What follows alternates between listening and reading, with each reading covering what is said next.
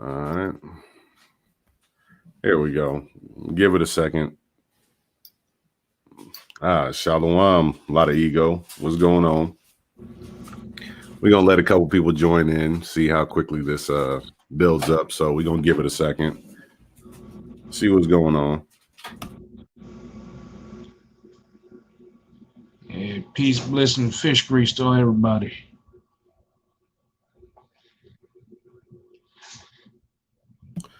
Open moon, many blessings. Thank you for coming in. Hopefully we can have a little fun tonight while we're talking about it. So, spiritual, supernatural realm, get a couple people who are interested in speaking on it and see what's so intriguing about it. We're gonna get some sound effects with that. Like, ooh. Man, if I know how to use this thing, dude, I'm telling you, I'd definitely do sound effects, but when you got to be smarter than the machine, that's something I'm not smarter than. Mr. Dark Brother, you already know, man, what's going on?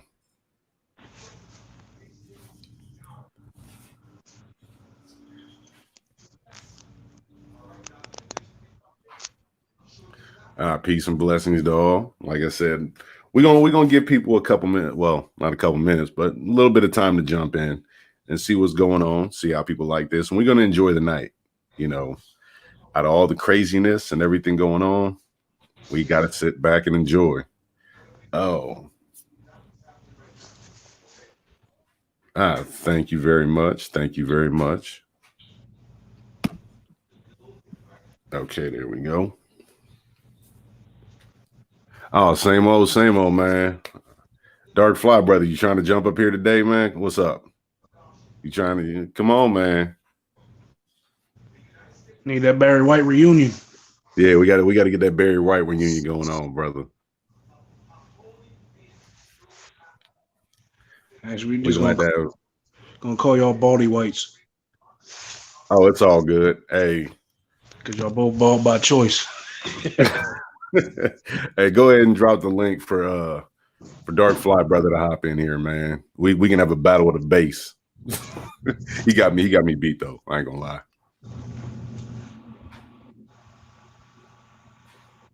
So yeah, one of y'all might have to copy and paste. And I can't do that. I'll get dropped off. Oh, hold on. Let me see if I can do it. I'm trying to remember this stuff. All right, there we go. Copy and paste. All right, there we go. Come on up, brother. Yeah, tonight we're going to take a journey kind of into the unknown, get into the spiritual realm as far as ghosts, and try and figure out and see why so many people are so intrigued by the spiritual realm. Now, I think this one's going to take people a couple different ways, and I want people to enjoy. I want people to hop on, get a good laugh. I also want people to tell their stories of the supernatural because I want to personally know what drives people to seek the supernatural. Is it a question of there being another world? Is there a question that possibly we're looking into the answer if there is an afterlife or what goes on? So, what makes us look so closely into the afterlife and try and figure out? Tonight, I hope we can get into that discussion and, kind of take it from there, see where it goes. Kyra, what's your thoughts, my brother? Obviously, there's always been a connection that we've had worldwide because everybody has some kind of a supernatural connection stories that you hear. So it's basically, I guess you can consider it part of nature in a way. Because it's there, whether we really realize it or not, but there's definitely something else there. And when you have those experiences, you don't question it. Well, people generally look into the five senses, and there's always a sixth sense, like the little kid in the movie, man. But there's something more than what we know of. And yeah, T800, I do believe the supernatural is real. You have the natural world, and then you have beyond, which takes you into the spiritual realm, which opens up into a lot of different perspectives and situations. Ultimately, not trying to get into any belief systems tonight, just trying to figure out what people ultimately think about it. Cootie Mail, you got anything to say, my friend? Yeah, I think that I mean, it's something not to just fear, but just know, be aware of. You know, there is a spiritual realm. I mean, in my experience, I think I have encountered, you know, a lot of supernatural things, you know. But you know, again, it's if everybody has their own experience and I guess thought on it. But I've you know run into so many people that have you know stories. So you know, it's a common thing. You know, everybody knows. You know, there's some. You know, you might experience it once in your life. You know, something weird, something paranormal, something you can't explain. You know, or a feeling. You know, an encounter.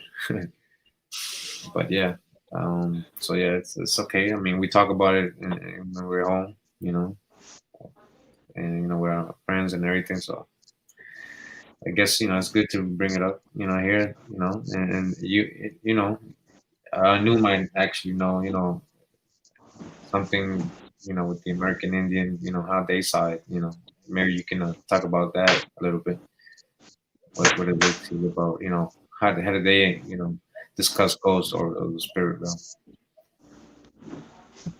Oh, definitely. We'll definitely get into that. Now, Mr. Dark Fly, brother, what about yourself, sir? How do you feel about the spiritual realm and the supernatural?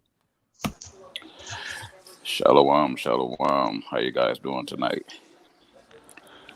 Feeling blessed. Oh, that's good. That's good. Yes, sir.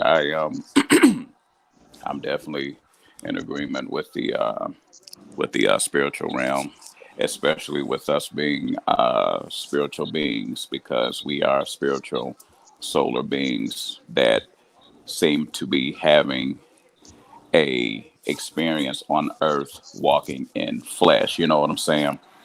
And and because we are in our flesh, that does not mean that we negate the spiritual, because we are to be in tune with the spiritual every day of our lives.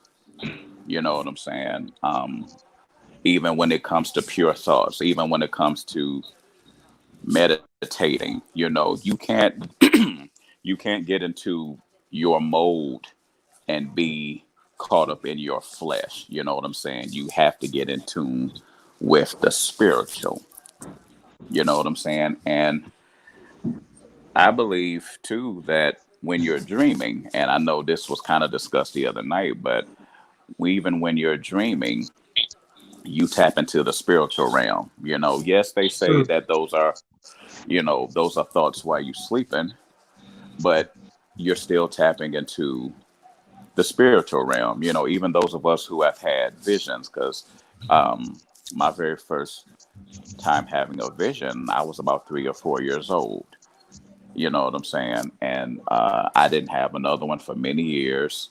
And then I had a couple more many years later as a adult. And then I've had a few more even after that, on top of seeing a ghost in my house. And I'm looking dead at it, face to face.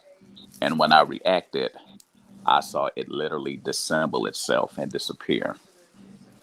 You know what I'm saying? And, these are things that, for those of us who don't tap into the spiritual too much, we won't always be ready to um, adhere to that, or grasp to that, because it either sounds foreign, or we just don't want to, because it scares us, because it petrifies us. But because we're spiritual solar beings, you might want to tap into the spiritual realm because it's needed for you.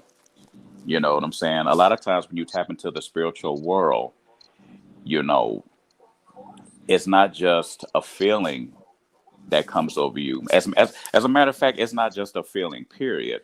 But uh, you start to see yourself in a way that you've never seen.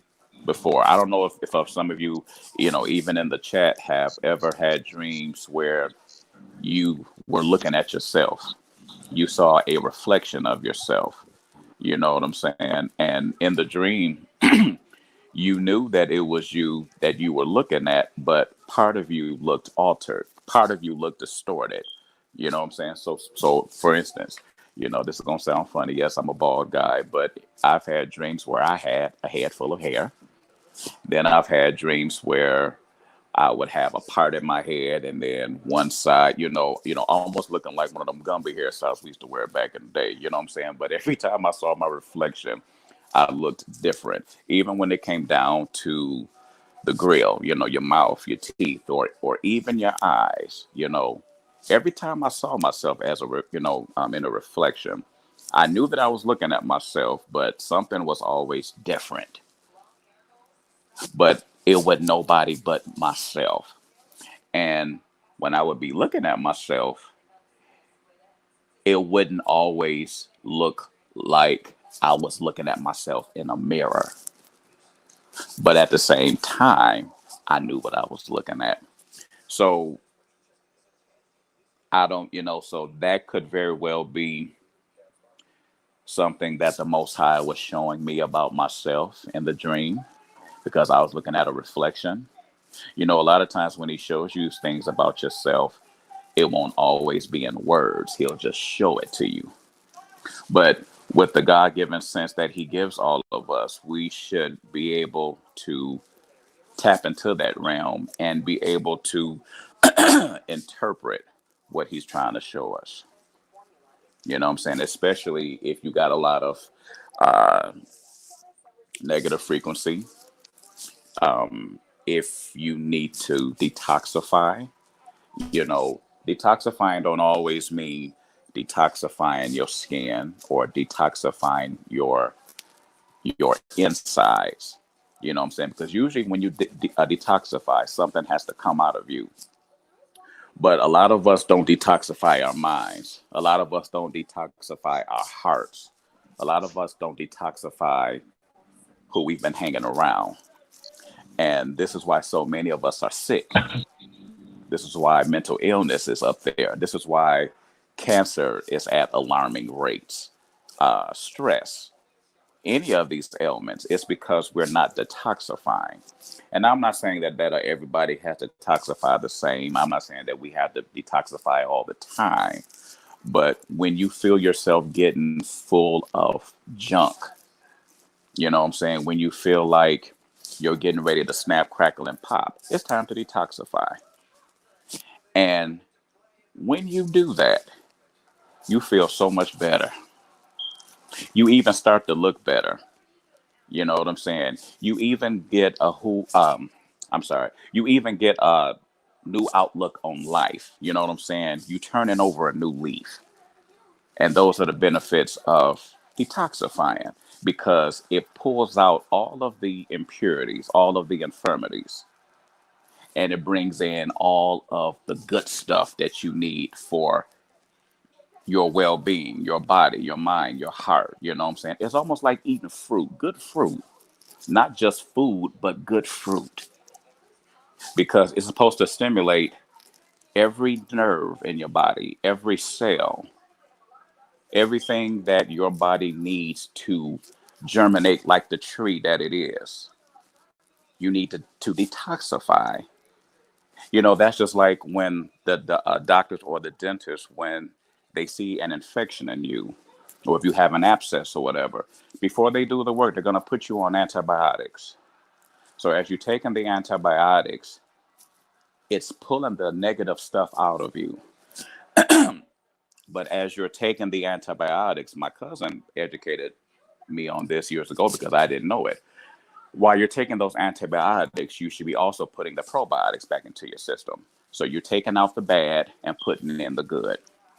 That way, when you don't feel empty and vacant after you detoxify. After you detoxify, you have to put that good energy, that good juice back in there so you can rebuild, so you can refuel, so you can recharge.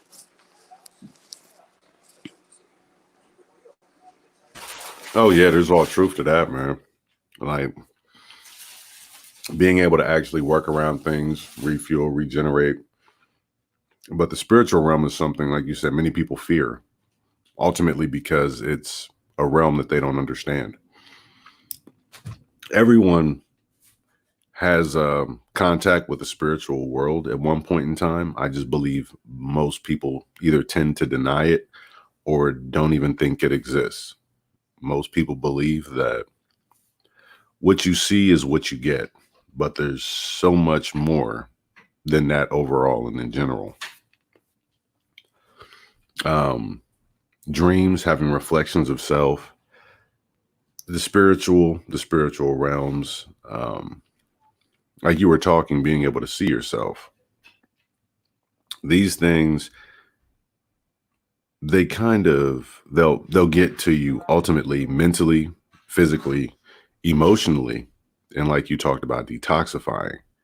The spiritual realm is a realm that's open, and many Indian people had a firm belief in it, and they didn't deny it, but they ultimately knew what was good, what was bad, and what was indifferent. There's numerous stories that talk about the spiritual realm, magic. I mean, different creatures. Just because we don't see them doesn't mean they don't exist. Ultimately, it's because we might possibly be out of tune with a lot of these things. Also, as Vixen said, don't let everyone touch you, because spirits transfer through touch, especially touch. That's the easiest way for them to transfer. It was in our belief that you don't let people, well, my tribe's belief, you don't let people cut your hair who you don't know. 2, you don't let people cut your hair in general. And 3, you never let anyone touch your head. You know, the handshaking thing was kind of a given, was something that we didn't do ultimately because the transfer of spirits. But there's a lot to, the whole thing about not shaking hands, watch different things. People wonder how a lot of, some people say that it's not germs that get you sick. It's the things that get passed by the touch of hand, and what things are being laid everywhere, what spirits are being brought into your house and your home that generally tend to weaken your body. So ultimately, when people speak, and I've seen some very, very awkward things in my life, some people call it multiple personalities. And when you deal with people and you see people who have these things, it really makes you question, do they have multiple spirits within them? Are they being transferred, or are these really, as the psychiatrist says, safe spaces in the mind, and they make up these personalities to alter themselves or to be able to have the capability to guard the main personality? I ultimately believe that in a weakened state or a state of trauma, many different spirits can inhabit one body and ultimately, take place, because some of these don't know each other. When you deal with people and you talk to people in different areas, such as studying psychology, or you get to speak with individuals in the psychiatric ward, some people don't know their other personalities, how many there are. Some of them do, and actually talk about how they talk to each other and let one come to the forefront, or each one has a purpose. So what do you, Kyle, what do you think about that one? As far as touching people, yeah, that's I mean, especially when you talk about touching the head, always reminded me, like, whenever somebody touched my head, I like snap away real quick, like, get off me, no matter who it was. Yep.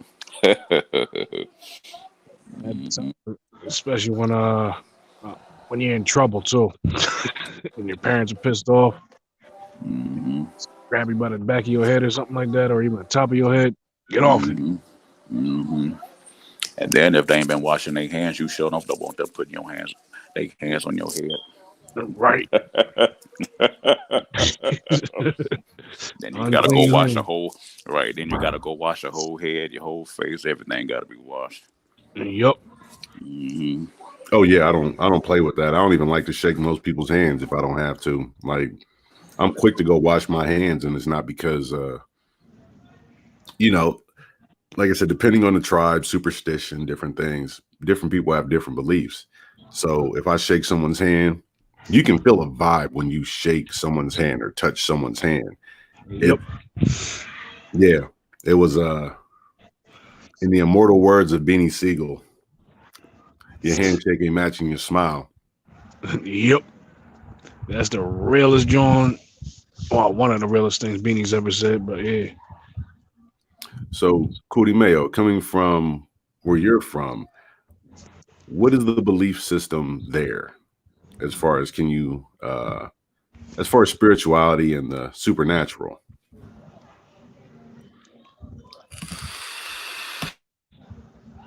Well, all throughout Mesoamerica, there's so many different legends and stories, Here. and you know, throughout the whole Central America. Oh, there he goes. So, I mean, like I have so many stories just from my mom alone. She lived in the mountains, and then so she got her own type of stories, and then the people in the city got their own type of stories and stuff. And it's pretty much the same as you would find in the U.S. Same kind of stories, just more local. You know, but I found this what you were saying about the handshake. Everybody can see. Oh, nice. It says a subtle picture of the black energy flow emitting from a possessed person's fingers while shaking hands.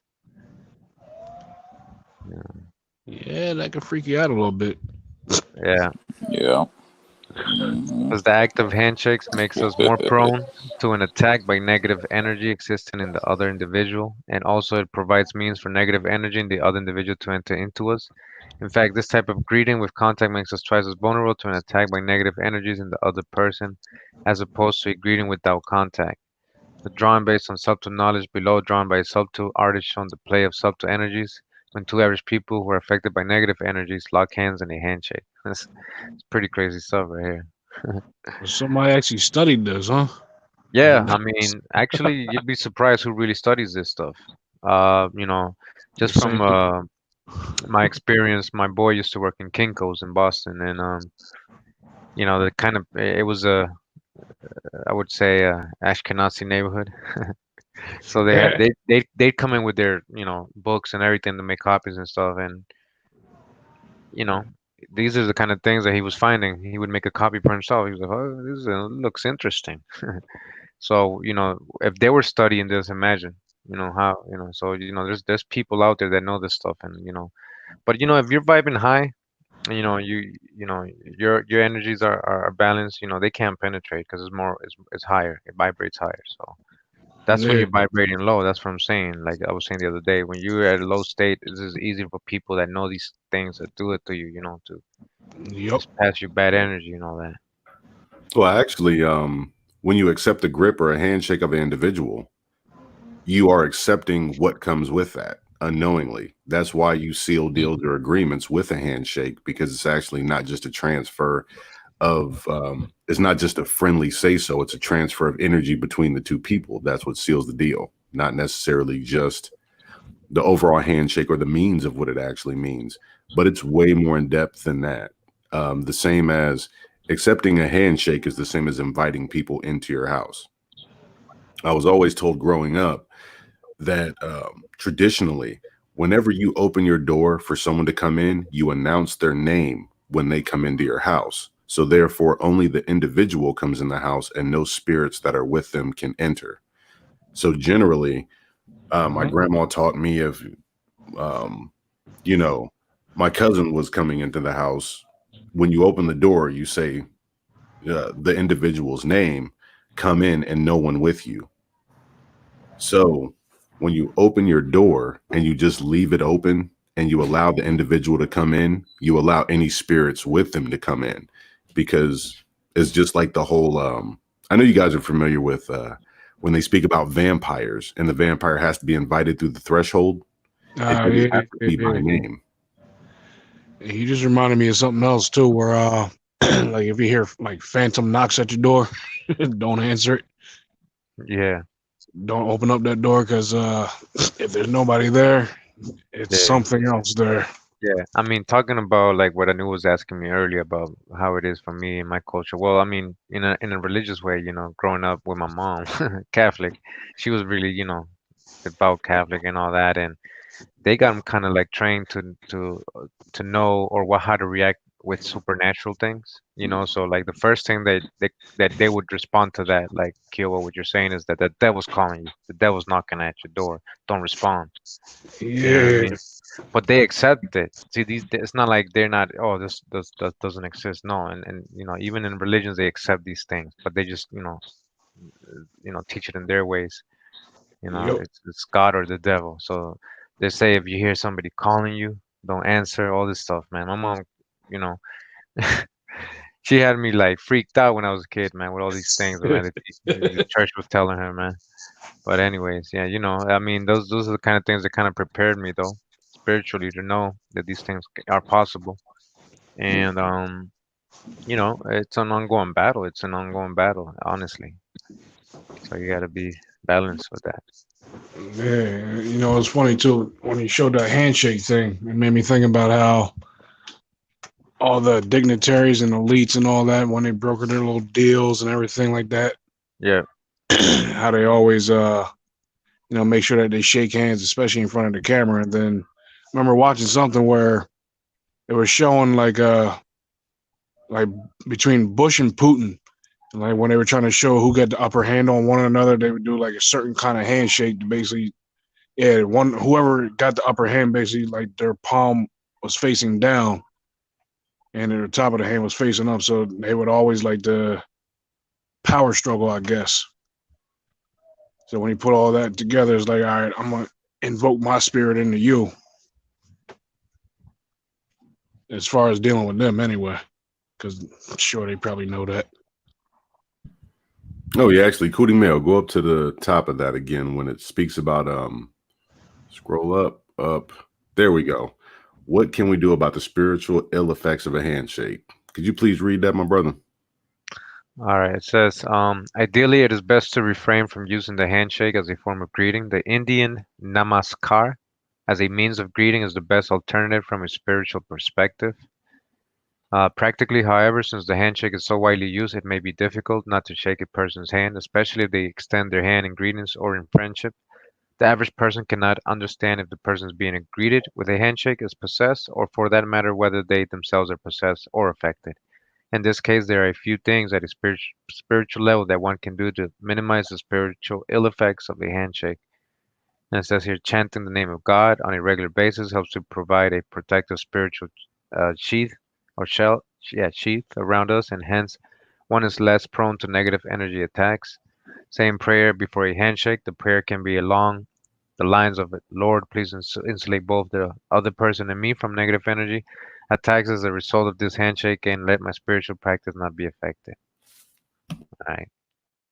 So basically, having, being ready, like I was saying, having your spiritual balance, right? Vibrating high. And, evil people can't penetrate, you know, with their negative energies. Oh, yeah, that was something that, once again, that was something that we were taught young is, and even the biblical text speaks on it. Watch who you let lay hands on you, because ultimately they can transfer whatever they want. And many people think just because an individual is in a holy house or a position that has been granted to them or a special religious position, that this individual is not fallible or possessible.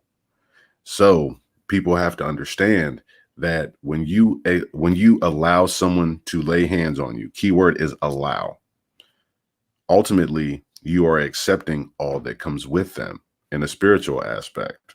So, that's how that kind of rolls and runs. So you ultimately have to be nervous about dealing with people. There's a place we have down here in Ohio. It's called Crybaby Bridge.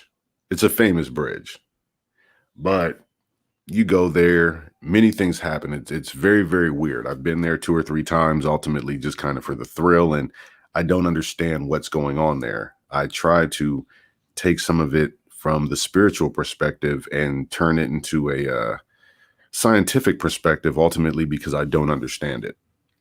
You go down to Crybaby Bridge, normally or naturally, you'll drive your car down there. At the stroke of 3 o'clock, literally 3 o'clock in the morning when you're down at Crybaby Bridge, you will hear a baby cry. The old story is a woman had dropped her child off of the bridge, and later on, because she had such remorse, she ultimately ended up hanging herself, and she went around that area looking for her child. So we go down there. We don't believe in it. It's about 2:30. We wait a minute. We think it's funny and we're laughing. And all of a sudden, at the stroke of 3, everyone's headlights go out. It's like their batteries die instantly. We start hearing this baby cry, and it sends chills up everyone's spine, terrifies everyone. So from that point, some people decide to be brave and they're like, we're going to see where the crying's come from. Me, nah, not really. I like sitting by the car just to make a quick getaway. But ultimately, the crying got louder and louder and louder. And then within 5 minutes, when everyone's completely terrified, the crying was ringing in your ears, and you could hear the woman, you could hear her feet walking through the forest. And at 3:05 on the dot, when her footsteps got loud and the rustling and the wind and everything picked up, all of a sudden headlights turned back on, cars turned back on, everything was back on, and we all left. I've been there I went down there as a teenager, but ultimately that was an experience that to this day I still can't understand. But I do believe that there are things that are made and indentions made in beyond time and space, like her sorrow. And people still tell stories about Crybaby Bridge. I mean, it's deep. And Cody Mail, let me know when you want me to screen share again whenever you come up on something, and we can get that done. Anybody else got any stories about like anything odd? Because Ohio's full of supernatural and paranormal areas. I mean, from the prisons to certain lands, we're on many burial grounds. Anybody got one that you would like to share? I don't exactly have one like that, but there's I was babysitting for a friend one time, and the kid's friend came over, and her grandmother just died. And so she was like all upset and all that other good stuff. So I just told her, go out front, go talk to your grandma until you feel better. So she did that. And when she came back in, this cold came right behind her. I mean, it went straight to your bones. Like you didn't feel it on your skin. It went straight to your bones. And my cousin was there, and he don't really believe in any like paranormal stuff. And he felt it. Right after that, he's like, yo, I'm out. I got to go. Because all we did was just look at each other. And like, all right, yeah, you felt that too. Because he looks at me like I'm the crazy one or whatever. But he felt that and he dipped off. Like that was, I don't know, kind of blew my mind at the time. Like, yo, like I've never felt anything like that before. It was like they just like walk right past you and you just feel this ice cold. It's weird, man.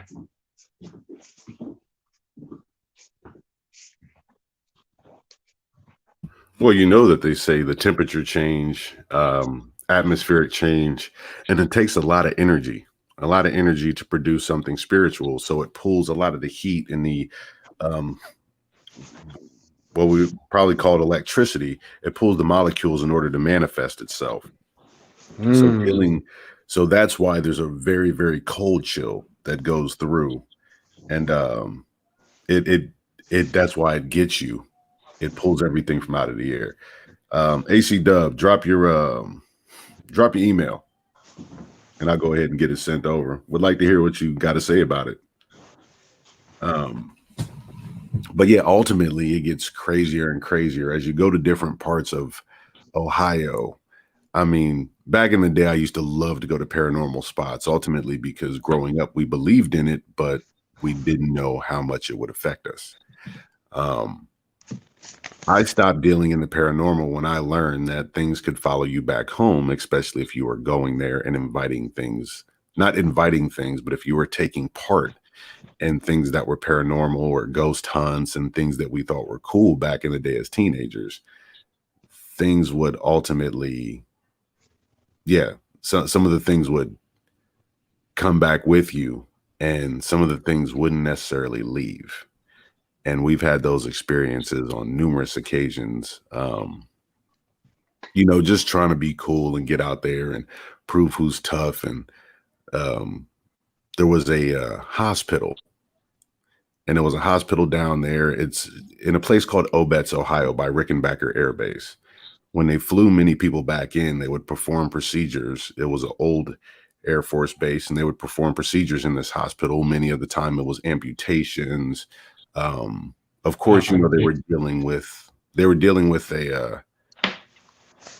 a different type of medical practice back then. So they would bring people in. You had amputations. You had many people who were coming back. You had a lot of people who passed away there. So ultimately, once again, trying to be cool, we go in there and we just think it's the coolest thing ever. We're going through there, and in the daytime, you wouldn't have a problem. So we decide to go at night. At night is when it became a problem. This is like back in the day, so I can't be hit for trespassing, because they tore it down and they turned to something else. They tore it down, they turned it into a warehouse. And to this day, there are still people who are scared to work in certain parts of that warehouse. So we go in, and you can still, once it hit nighttime, I don't know what it is about night, but at nighttime, we were able to hear the surgical saws going through bone and just screams of terror. And that was actually one of the most terrifying things in my life. We ran to go back out the window, and when we did, the board was nailed shut again. Oh, snap. So we're freaking out. I mean, the room starts turning green. You start hearing the screams louder and louder. It's almost as you can feel the patience, the sorrow, and you would see it. You could feel it. It wasn't even you could physically see it. You could feel it. You were trying to light lighters, and we're panicking. It was me and a couple people from high school, and you're panicking. We're trying to click lighters. We're trying to do anything we can to get any form of light. Ultimately, we weren't smart enough to carry flashlights back then. We thought a lighter would do it. The flashlights, the lighters would blow out as soon as you got a good flame. You could feel the cold chill. It got so cold you could blow and see your breath coming out. Oh, snap. And once we eventually freaked out to the point that we were terrified enough that we were trying to get out any way we could. We're kicking the doors, we're punching at the windows, everything just terrified us beyond belief. So eventually we run and get to the front door. We thought we were in there for hours. When we come out, everybody was laughing because of the way we were screaming, but we had only been in there for no more than 10 minutes. But nobody would go in there. And to this day, they put up a warehouse over top of it. And I went and I worked there for a little bit doing temporary work. And they had beams, and you could see things jumping from beam to beam on the top. Like they were physically jumping back and forth. And at nighttime, the third shift people, they can't keep them down there at Rickenbacker because they can still hear the people's bones being sawed and the screams once it hit third shift. That's the reason I quit the job. You gotta get a Catholic priest over there. Dude, hey, look, it's going to take a lot because there's some creepy stuff, man. I mean, I don't know if the spirits are actively there because it doesn't seem like they notice you're there, but ultimately it's something that somebody put on record, and it's just like playing DVD over and over again. So I don't know what type of haunting it actually is. Yeah. Cootie Mail, can you send AC Dub the link if possible? But yeah, there's so much that we don't understand. We'll leave the ghost realm here in just a second because I do want to hear what AC Dub has to say. Can you hear me? Yeah. It's funny you brought that up too, because my mom used to work at this restaurant, right? It's supposedly you reminded me anyway. This the original owner of the building, he died in there. And they used to say, certain things happen at certain times, or whatever. Well, I just happened to be there around closing time. And I come walking through like this hallway or whatever, about to go into like the dining room area. all of a sudden, the apple pie just falls off the shelf. And they You're told like, me that damn. sometime. Yeah, I wanted that pie too. I was a little upset about that. Yeah, it was foul, man. Like, cause I spoke it out loud, so I guess they heard me, and they said you ain't gonna have this pie. Yeah. And that's when I found out that the place was haunted. Hmm. I had kind of same experience. Yeah, I can tell you something of mine real quick. I was I mean I grew up in same house most of the time in Boston when I was a kid with my parents, so it was pretty chill there. I had some experience with it, but it wasn't any bad. I guess it was a good vibe there. But as soon as I moved out onto my own, moved in with my girl, um, there was this place. It was weird, man. You know, I don't know. I just as soon as I moved into it, I felt something. You know, it was weird. At nighttime it was uneasy. There was this black cat. It would meet me every time I leave work. I'd go out the house at 5 in the a.m. It'll be like right in front of the door. I'm like, what the hell, man? Like, why are you waiting for me every morning? And then Mm. one night I just my son was like 4 or 5 years old. I felt weird, man. I was like something woke me up middle of the night, and I went to my son's room to check on him, and he had a cat. The black cat was on him, man, like like mouth to mouth, like in the movies. I was like, what the fuck? You know? I kicked it. Oh man, I was about to kill that cat, man. It got away. The crazy thing is, my son, he was scared to sleep in that room. Like he would tell me, he don't even remember this. He would tell me that there was a monster under his bed.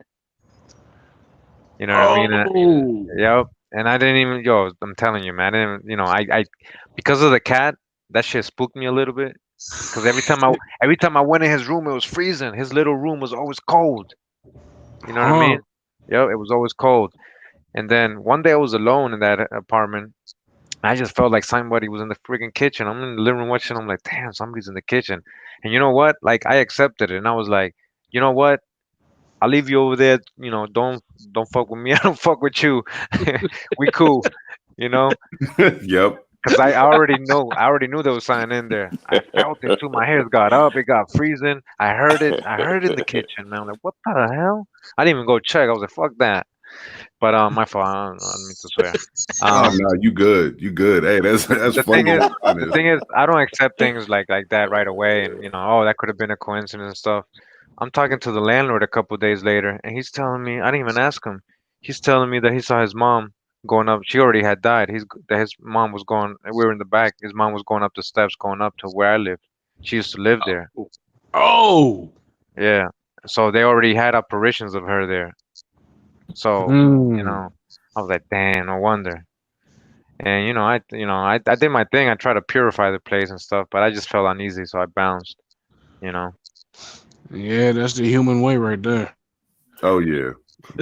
And we got 6'4" the truth in the building. How's it going? How's it going, my friend? Now 6'4", are you really 6'4"? All day and on Sunday, sir. Oh, see, that's foul. 6'4". Yeah, so all you tall people just got. All right, I'm getting off the mic before I start hating on tall people. Now, first and foremost, Yeah. I don't want to seem like a fanboy, but I want to thank y'all, brothers. All of y'all have contributed something. I don't want to take up too much time. I know there's a lot of people. Everybody's got a point to make. I have known the balance of all things throughout my entire life. And no matter the influence of where you are and where you're from, the truth and the wisdom and the code of all things is actually already inside of us.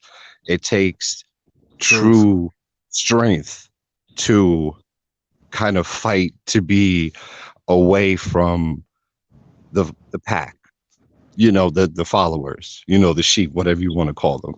So I want to just say thank you to y'all for, kind of giving me the motivation to find my people, because I'm just like everybody else.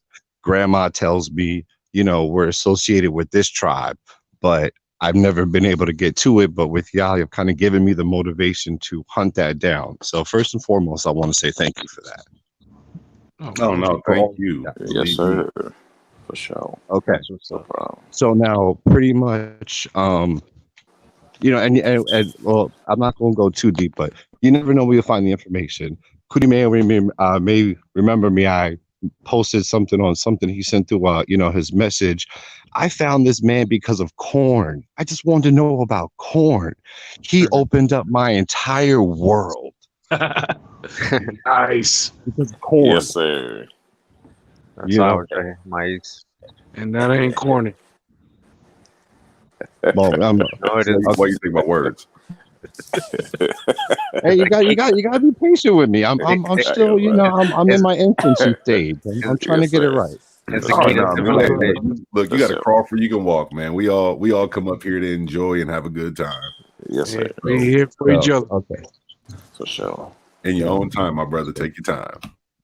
Yeah. So before I get into the story, um, this past summer, I was able to spend some time in Mass, and I went to Salem, Mass.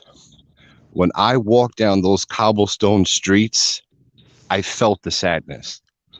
I truly felt it. So I wanted to start with that. But yeah, so where I'm from in Long Island, I believe is roughly correlated with the whole headless horseman story. So there's a very old within that part of land is a very old cemetery, and there's a bridge. So of course, just like Anu was saying, we've been there with friends just doing silly stuff that teenagers do. So one time we got brave enough to go all the way to the dead end, hop out the car, walk into the woods. Now, of course, we've all seen and heard about possession, but it's nothing till you really see it happen. So we're all there, joking around in this big circle. All of a sudden, the wind whistles in a way I've never heard before. All of a sudden, our friend starts convulsing. It seems like he was getting possessed because he doesn't even remember what happened to this day. When we told him what was going on, he said, I don't even remember being there. I don't remember standing up. I was like, wow. Now, the town that I'm from, our school mascot is an Indian, quote unquote Indian. Nice. So I live not too far from one of the junior highs. So one night, being a teenager up to no good, I was sitting on the overpass. Now, a lot of things have happened on that overpass. So I end up dropping something. So I'm like, okay, it's about dusk. I see, I was like, all right, it's about there. I go down there. Now there's a main road about 500 feet or so. I hear two girls talking. I'm like, oh, it's just a main road, not a big deal. All of a sudden, I hear something in the leaves. I was like, it's probably a squirrel. All of a sudden, it was whoosh, whoosh, whoosh in the leaves. I'm like, what the? I completely turned around, and I'll never forget it because the wind again picked up. I don't know. It's with my experiences, it's something with the wind. The wind kicks up, and I hear a man's voice. I've never been able to make out what he said, but it was clearly a man's voice. Now that's deep. I've even had just a quick shorter story. I had a friend leave. We were hanging out. It was probably about 12 or 1. He had an experience the opposite direction. Just walking home where, again, the wind kicked up and there was a little boy in the breeze saying, please help me. Oh. So there's definitely, we definitely all have, some kind of connection like a new and Dark Brother was talking about. And it's very true. And you have to stay true to yourself. And I'm really grateful. And I've realized that there is no coincidence in things. So there's a reason why the world can hear me right now. Yes. Hey, bro. I forget your name, but what kind of setting was this place in? I might have missed that. This is just a town. This is literally within a square mile of where we live. Now, no, the original story. Or anything like that? Say that one more time. I'm sorry. Is it like a wooded area or anything like that? Yeah, well, of course, at one point it was. Oh, Um, but yes, there is woods very close. Well, at the time, it's no longer there, but a lot of bad stuff obviously used to go on in there. I mean, this is ghetto suburbia, okay. so cars have been stolen, burnt up there. Who knows what's happened in those woods, but a lot has gone on in those woods. Yeah. And of course, there's a train station and Hmm. the Long Island version of some PJs. Have you actually tried to look up the history of that area? Uh, Not entirely.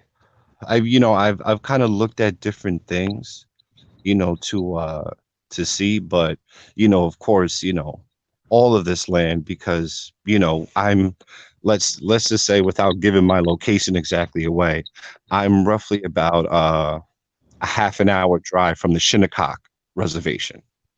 Oh, okay. Yeah. So it's not that far at all. And that's another reason why I want to thank you guys because I've been to that reservation a million times because of course they do business.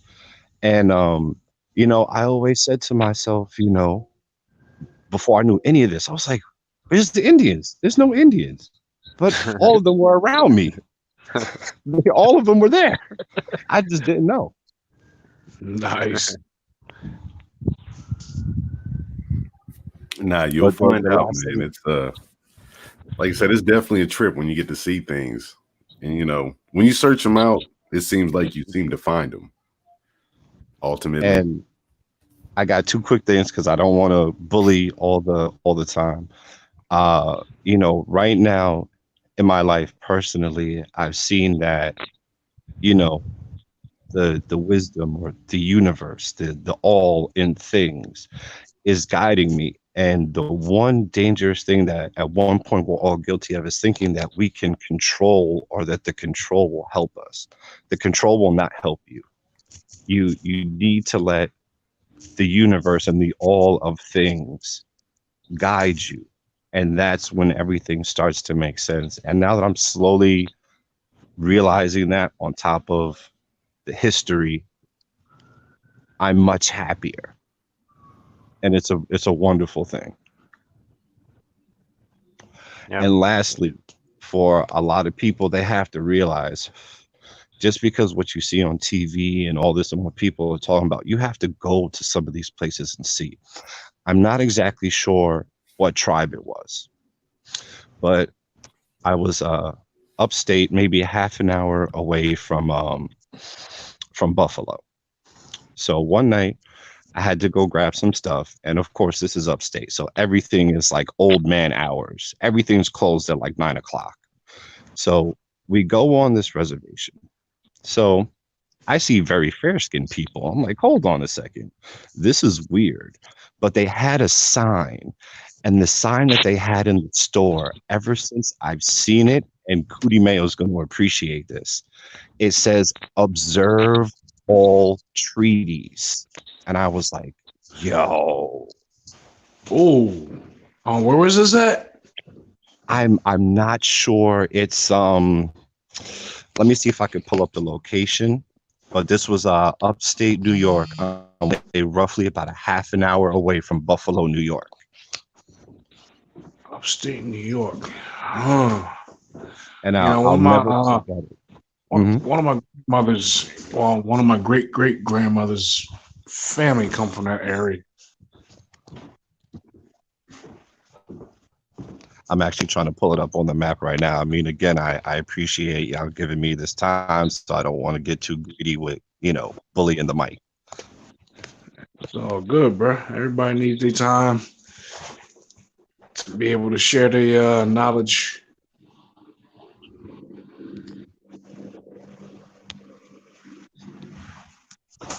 Let me just see if I can pull this up real Yo, while quick. you're looking that up, before I forget, Mr. Dark Brother, I gotta let you know. Yes, sir. Yes, sir. Earlier, you don't sound like Barry White so much. You sound like Morgan Freeman. Oh, look at dude. So what's the difference between the two? Morgan Freeman's voice is higher. I don't know. Like earlier, I heard it sound like when he was talking earlier, like, oh shit, he really do sound like Morgan Freeman right now. I can picture you doing a whole narrative of that National Geographic series.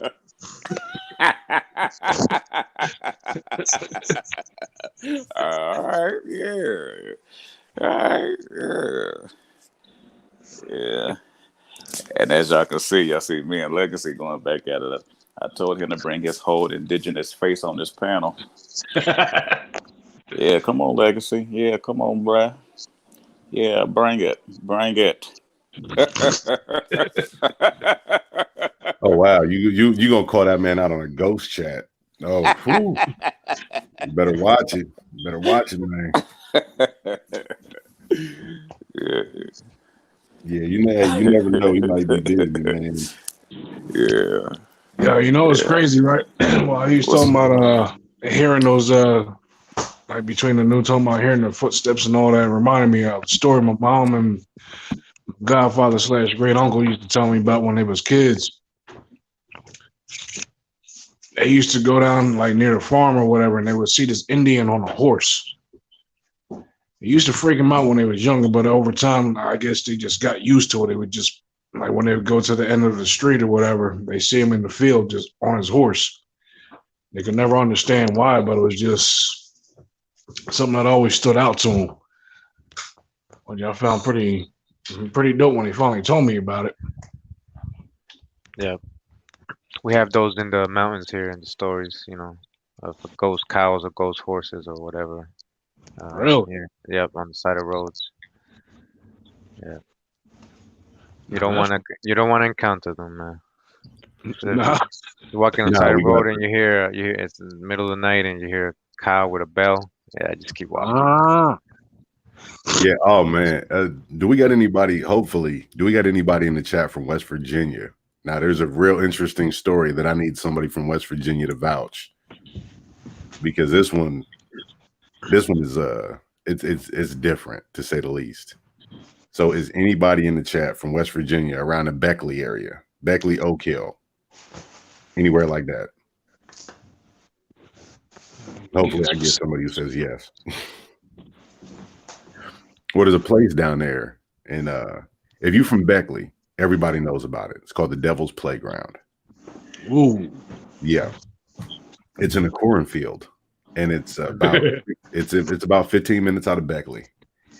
And my dad and his brother went there as kids, and it was a story that we were told. I've never experienced this one because ultimately, I'm not going to lie, I'm too scared to go. My dad and his brother went down there in a place called the Devil's Playground. You go into the cornfields, and under a full moon, you have to go into the cornfield, and there's 2 shovels sitting there, and you always take 2 people. Well, you dig down, and they say you're supposed to hit a treasure chest. And if you open the treasure chest, you'll get anything that your heart desires. So ultimately, my father and his brother, they went out there. They were teenagers, and they were trying to prove everyone wrong and thought it was a joke. So my dad and his brother began to dig, and the lower they got, they started to hear noises. My dad told me he started to hear people screaming. So he never paid any attention to it, and they continued to dig, and before they knew it, they had dug their way down, but it seemed like no time had really passed, because how far they had dug down, it seemed like night should have turned to day in that time. But it was still night. So they dug down, and they got further, and the screams got louder, and shadows began to move the corn. They said the corn would rustle, and it sounded like things were walking around the circle. So by this time, his brother started to get scared. Both of them did. Dad, being the man he was, he carried a pistol with him, and he thinks people were down there trying to take the treasure. So, Dad ups the pistol, and he's telling them, back off, back off. And he says the scarecrow that was about 100 feet away was no longer on the perch. So they're walking through, and you could hear something running back and forth through the cornfields, but they're like, well, we got to dig. And once we get down, we'll hit this treasure chest. We get ultimately should have known better. The place called Devil's Playground. So they continue to dig. Creeper. Yeah, they continue to dig, and the further they get, the more terrified they get. The screams get louder, the rustling gets more. They start to see shadows walking around. You can hear footsteps. You can hear they say it sounded like you were digging into hell. So by the time they got to where they were, they never even got to the chest. The screams got so bad, they both threw their shovels, jumped out of there, and ran as far as they could away. So the next morning, they go back to get the shovels as proof of what they had done. The two shovels were sticking out of the ground. The hole was covered up like it was never, ever touched. And they still will not go back down to the Devil's Playground. But it's an old story down there in Beckley. They say many have tried, but none have made it. And some have never come back. Jeepers creepers. Where'd you get those peepers? Nah, this is, believe me, I don't even know if that was that. I don't even know if that would have scared them as much as this did. There's a lot of old stories down in Georgia. Down in Georgia, my aunt used to tell me about the crossroads where the old blues players would go to sell their soul. Man, there's so many creepy stories and unknown that we don't know about. Now, to lighten the mood, we have Lug Legacy 500. What's going on, brother? Hey, how you doing? Yo, you know what's crazy though? You said something about blues people, whatever. I had it was actually a dream one time that I had, and it was crazy because it wasn't to me, it wasn't a dream. I was at a railroad and it was just a whole bunch of like I guess souls. Like it looked like people walking around, but I knew they all were dead. And it looked kind of like I don't know, like a dark railroad in Mississippi or some shit like that. I just want to throw that out there because when you said that, it just seemed like that was the kind of scene. You ever But heard of you ever heard of the story of the black dog? Yeah, no, man, we dodging a hijack, bro. we have a version of that. Yeah, nah, actually this one you indigenous dog. Man, he said the indigenous dog. Yeah, hey. Okay, Cootie Mail. So you know what I'm talking Mail about. did a whole video on that. The black dog with the red eyes. Yeah. Cootie Mail knows what I'm talking about. We have a famous one for the drunk people. Oh yeah, that's about to be me. The dog with chains. Yeah. So it says that this guy used to come home drunk, I guess, and beat his wife or son, whatever. He was always acting crazy. So his sons decided to scare him, and this is old story, and a lot of people said they've encountered it, supposedly. You know. But yeah, so his sons decided to scare him, and you know, so they plotted it one night. He went to drink, and he was coming home. It was dark, and you know, they dressed up with chains and stuff, and came out like barking and stuff. And he got so scared, he pulled out his pistol and shot him. You know, so he killed his son. So then, you know, the whole thing, he became haunted. So it became a thing for like drunk people coming home. So if you're coming home dark and you're drunk as shit, that shit used to come out on people in the mountains, so especially in Costa Rica. I don't know, you know. Everybody supposedly heard it and seen, and you know, they're probably drunk, but these dudes will come home, you know, scared, really scared, talking about they heard the chains and everything, and they ran. Yeah, but I heard even my grandmother told me that since all this electricity and stuff has like everywhere now, she said you don't see or hear things like that anymore. That's so Um, funny. but she said growing up and all of that, man, you hear and see all kind of shit, man. She was like on one day, she was like she was real small, and she said it sounded like a horse was up under the house. They said they went out there, they checked, yeah, and they said another time it was I think or maybe it was the same story where a horse like ran through the house, ran from through the front door and went out the back. Yo, I'm telling you. Yeah, She said another time, the old sewing machines with the foot pedal, yeah. the old one. Oh shit. Yeah, my second great grandmother had one, Damn. passed it down or whatever, and my grandmother she said she was small, she didn't know what was going on, but it started moving on its own. Damn. and they grabbed her, and she didn't know what was going on. They grabbed her and ran her up out the room and all of that. And then she told me a story about how father, her father, back then they still was pushing wagons and stuff. So he came to pick up mama on a date or whatever, and they went out and everything, took her back home. And then as he's going on his way home with his horse and wagon, the horse reared up. The horse reared up or whatever, and I guess he fell over or something like that. Yeah. And said a little man had ran up out of the water A little nearby. man. Yeah, little man ran out the Oh Significant. my water. God. Check this. Uh, Yeah, yeah. hey, But Legacy. guy, I You're was not gonna gonna say get what's just called. just to corroborate, so people can see how crazy this is. Because I'm shocked that you even mentioned something like that because so like my mom, right? So she's from the mountains in Costa Rica. Like it's like 2 hours from the city, and it's up there. It's all countryside, farm, and all that. And even back in those times, there wasn't even electricity. When I used to go visit when I was little, they still didn't have electricity. They were really living like off fire and everything still. Rocky road, hardly any buses or anything like that.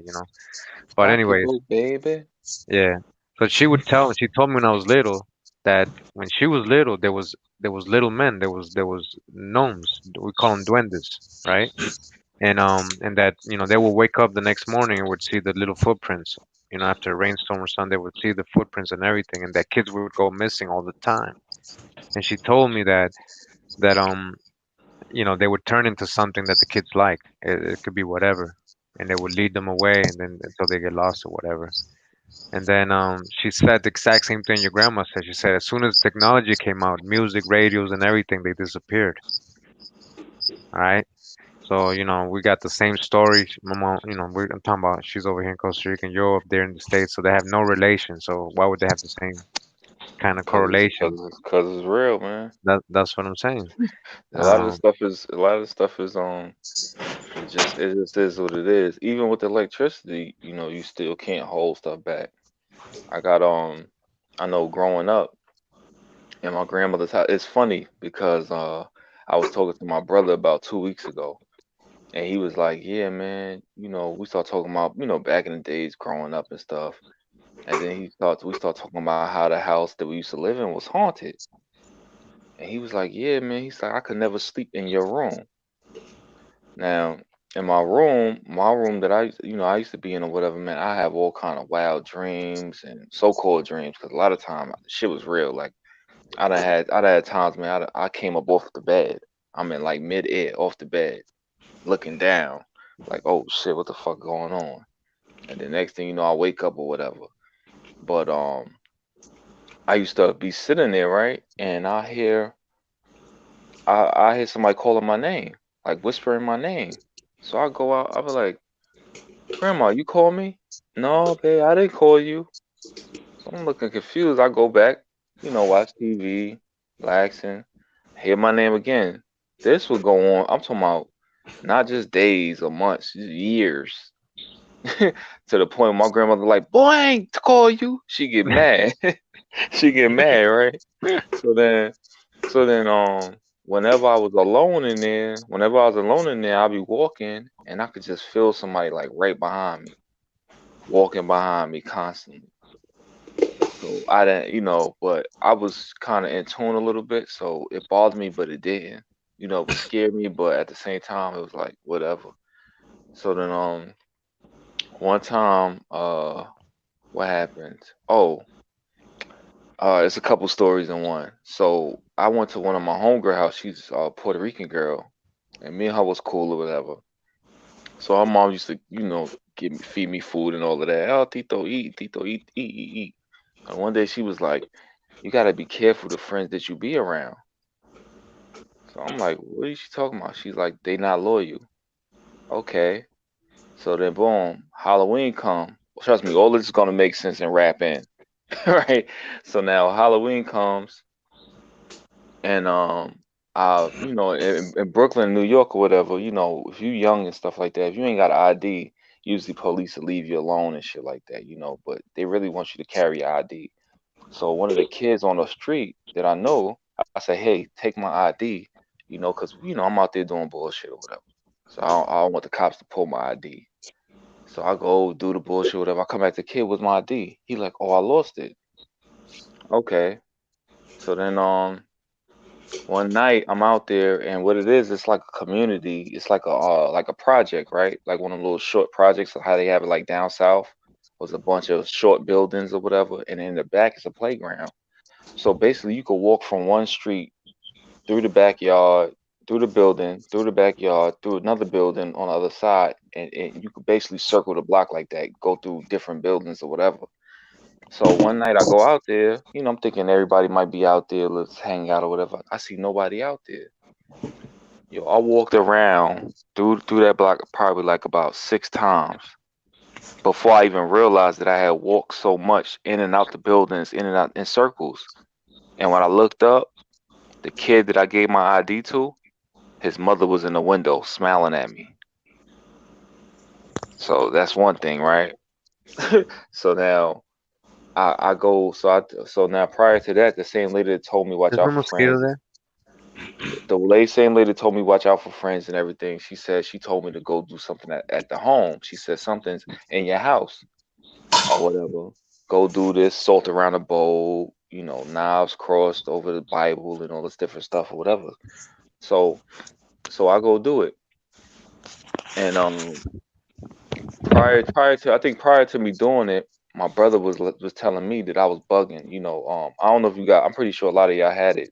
It's called like the witch riding your back when you go to sleep, and it's called like sleep paralysis, where you can't wake up, stuff like that. So I've been going through all of that kind of stuff, and then I think I had put the salt down. I did everything the lady said. All right, boom. So then stuff started to calm down. Then one day my brother came. I had told my brother what was going on. He like, man, you scared of this stuff, blah blah blah. He talking shit.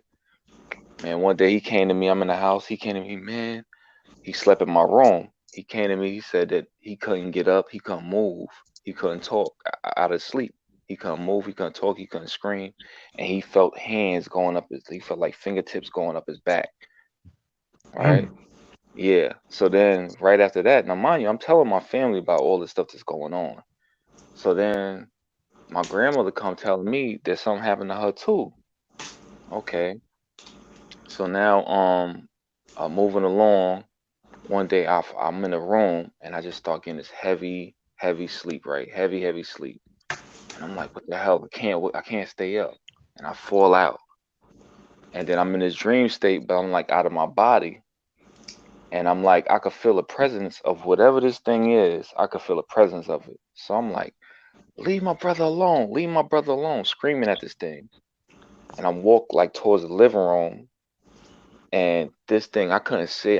If I did see it, I don't remember how it looked, but it grabbed me from the living room, carried me all the way to the room, and slammed me on the bed crazy hard. And then that's when I went to like the paralysis and all of that. And then finally I woke up. So eventually it seemed like after that happened, it died down. Nothing happened after that really. But we still had the regular, feel like somebody walking behind you and stuff like that. But I feel like it was two different things. So anyway, so mind you, the lady, I feel like the lady did some type of voodoo or something like that on me, right? So now I go to this other lady house one day with a friend in the same little projects over there, and we go into an apartment or whatever. And I think they was Dominican. So we go in there and we talking or whatever. The lady never met me before. Different lady. She lived right across the opposite side of the street of the other lady that told me that friends wasn't loyal and that somebody put something on me. She said, you, she said, you trust your friends too much. They're not loyal. They'll be the death of you. Then she turned to my friend that was next to me and she told him, you're gonna come to my house bleeding from your leg. So now, again, trust me, it's all gonna tie in crazy, right? So now, probably months pass, whatever it is. I'm terrible with time, right? Months pass, whatever. So now I'm out there, and now the dudes that I was hanging out with, and all of that, I stopped hanging out with them. But one of the dudes that would hang out with all of us, he went to the Navy and he was trying to get his life straight and everything, right? And last time I saw him, he was telling me, "Hey, stop messing with them dudes. You know, you should go to the Navy, blah blah blah." I'm like, "All right, bro, whatever." So then I didn't even know that he was home on leave. Um, so one day I'm out there and he's home on leave, but I didn't know. So I'm out there and it's like a cookout. Everybody talking about they gonna cook out today. We're gonna eat good, drink, smoke bullshit, whatever. So I'm out there chilling. I'm like, yo, they like, yo, yo, hype. They used to call me hype. They're like, yo, hype, chill around, stay around, blah blah blah. I'm like, all right, cool, I'm chilling. So now one of the Dominican kids, actually the brother of the one that the lady told that was gonna be bleeding from his leg, his brother, his twin brother came to me. He said, yo, I think you should get out of here. I'm like, why, what happened? The dudes is looking for basically these other guys, the enemies of the guys I used to hang with. They out here looking for them, like they want to kill them. So he like, yo, if they see you, they're gonna try to kill you. I'm like, man, I ain't got nothing to do with that shit. I don't even fuck with them niggas, whatever. So he tell me over and over and over again to the point where he got on my nerves. And I'm just like, you know what? It just dawned on me like a voice was like, yo, listen to him and get out of there. So I left. I said, you know what? He keep coming to me. I'm gonna listen and I'm gonna go home. So now I go home. I'm sitting at home. I'm restless. Some keep telling me to go outside. Some keep telling me stay inside. Now I'm sitting on the computer. This when the internet first started popping. It's like 2002. You know what I'm saying? So I'm on the computer browsing and stuff, and I keep wanting to go outside. And my mother came to me and she said, I don't know what's going on, but whatever you do, don't go outside. Said, I don't think it's safe for you to go outside. My mother. So I listen to my mother. Boom. Next morning I wake up. I call over there to the dude that was doing a cookout. I said, yo, man, what happened last night? This, that, that. He like, yo, Kevin got killed. No, he said Easy got killed. So I'm thinking it's the other kid named Easy. I'm like, Easy? I told that motherfucker don't be outside, whatever, whatever. No, the one that was in the Navy, I think his name is Kevin. I dropped the phone and fell to the ground, right? Crying. He's like my best friend, right? But mind you, if I was there, I would have got killed. Guarantee you. Why? Because I was so loyal that I would have been stupid enough to like try to like cover him while they shooting, and I probably would have died. He would have been alive. Damn. Wow. Yeah. So all of this has happened. All that. Now, mind you, the hallway that these guys came out of, they came through that same projects, right? The hallway that they came out of and start shooting is the same hallway where that lady was at that got my ID from her son. The one that I said I think did some voodoo on me. Oh, damn. So basically I was the target. Wow. Man, you never know what's gonna happen, man. People have done weirder things. From here all around the world, people have different types of witchcraft. So I don't doubt it by far, man. Said don't trust your I friends. if it's cool, I actually can now answer Kiowa's question. It's the Seneca tribe. Oh, Seneca. I thought Seneca was I thought they was down in the city somewhere or something. They Oh, I mean, migrated up there. I looked them up, and I actually looked at, I guess, their meeting hall, and that was definitely where I was at. But I know that there's also, like, I think the Lackawanna up there as well. So I'm Mm-hmm. not too sure. But I also did want to add two things. Now, my grandmother has a brownstone in Brooklyn still, and our neighbor was actually uh, from Florida and has, Caribbean quote unquote ties. And they came to me one day and they were like, it's really hard being up here. I was a Rasta and very connected to spirituality. And he's like, now that I'm here, I feel like I'm always angry. And, Legacy can attest to this. It's like, yo, you got to understand there's a lot of people here. There's a lot of sadness and anguish in Brooklyn because you have all these people that are being taken advantage of. And too much content. Now, what kind of ties that in as well, the house that he was renting, the man that lived there before was one of those homebody people. Now, I don't know if you guys touched on this at all tonight. There's the energy or the spirits that don't want to leave. So, grandma, bless her, she's going to be 103 this year. So we're trying to keep her strong and keep her here to enjoy the rest of her years. She's going through, borderline dementia, Alzheimer's. So we're just trying to keep the brain and the mind strong. So she looks at me and she's like, they keep moving in and out of Ashby's house. And he came to me in a dream and he told me, he said, I don't know why those people are there, but they need to leave. And why me and the guy got cool is I went to him one day. Of course, it was Brooklyn. We're right next to each other. So I said to him, can I ask you a question? And he's like, yeah, what's going on? I was like, is there anything weird that happens in that house? And he's like, there's a lot of weird stuff that goes on the first floor. He's like, I'm on the top floor, so it doesn't bother me. He's like, but the guy downstairs will play techno music all night. Yeah, that's hilarious. So You don't want to hear all of that. Yeah, but it's definitely true, man. A lot of us are just not really focused on that because of all of our energies being pulled so many different ways. But if you just take that moment, there's so much that, you can feel. I'm not necessarily a person that enjoys, definitions and being defined or classified in a certain way because, there's certain things you can't classify.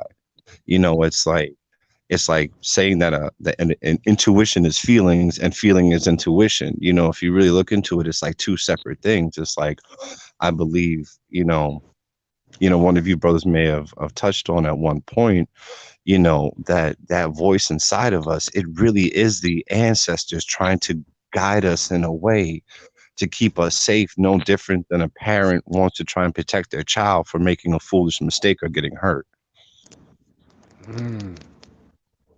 Yeah, I think just from my experience, I think that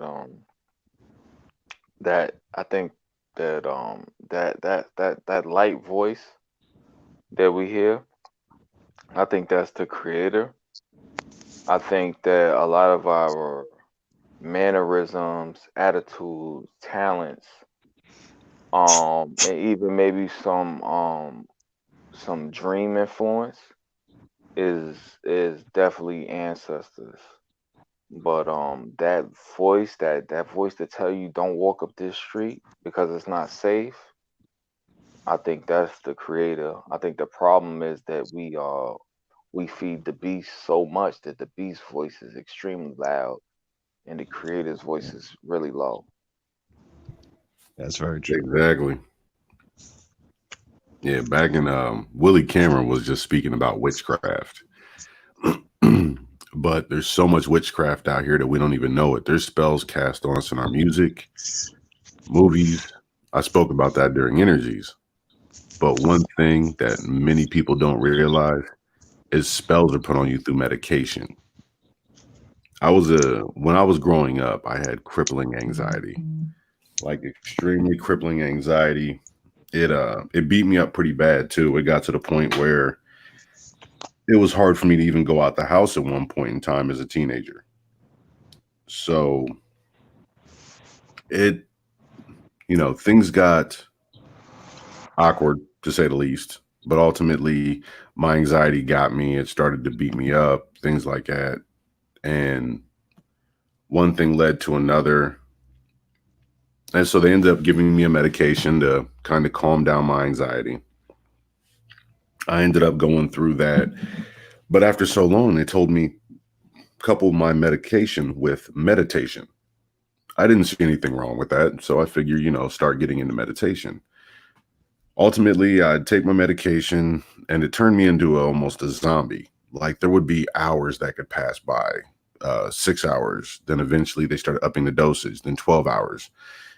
And I would meditate, but I realized that sometimes when I was coming back, I wouldn't wake up in the same spot. So I'd sit down on the couch and I'd meditate. And there'd be times when I woke up on the bed and I'd ask everybody, how'd I get up here? Well, my mom would tell me that I just got up, walked up the stairs, didn't say anything to anyone, went to my room, closed the door, and sat there. And there would be moments for 12 hours, 15, even 24 hours where I didn't speak to anyone.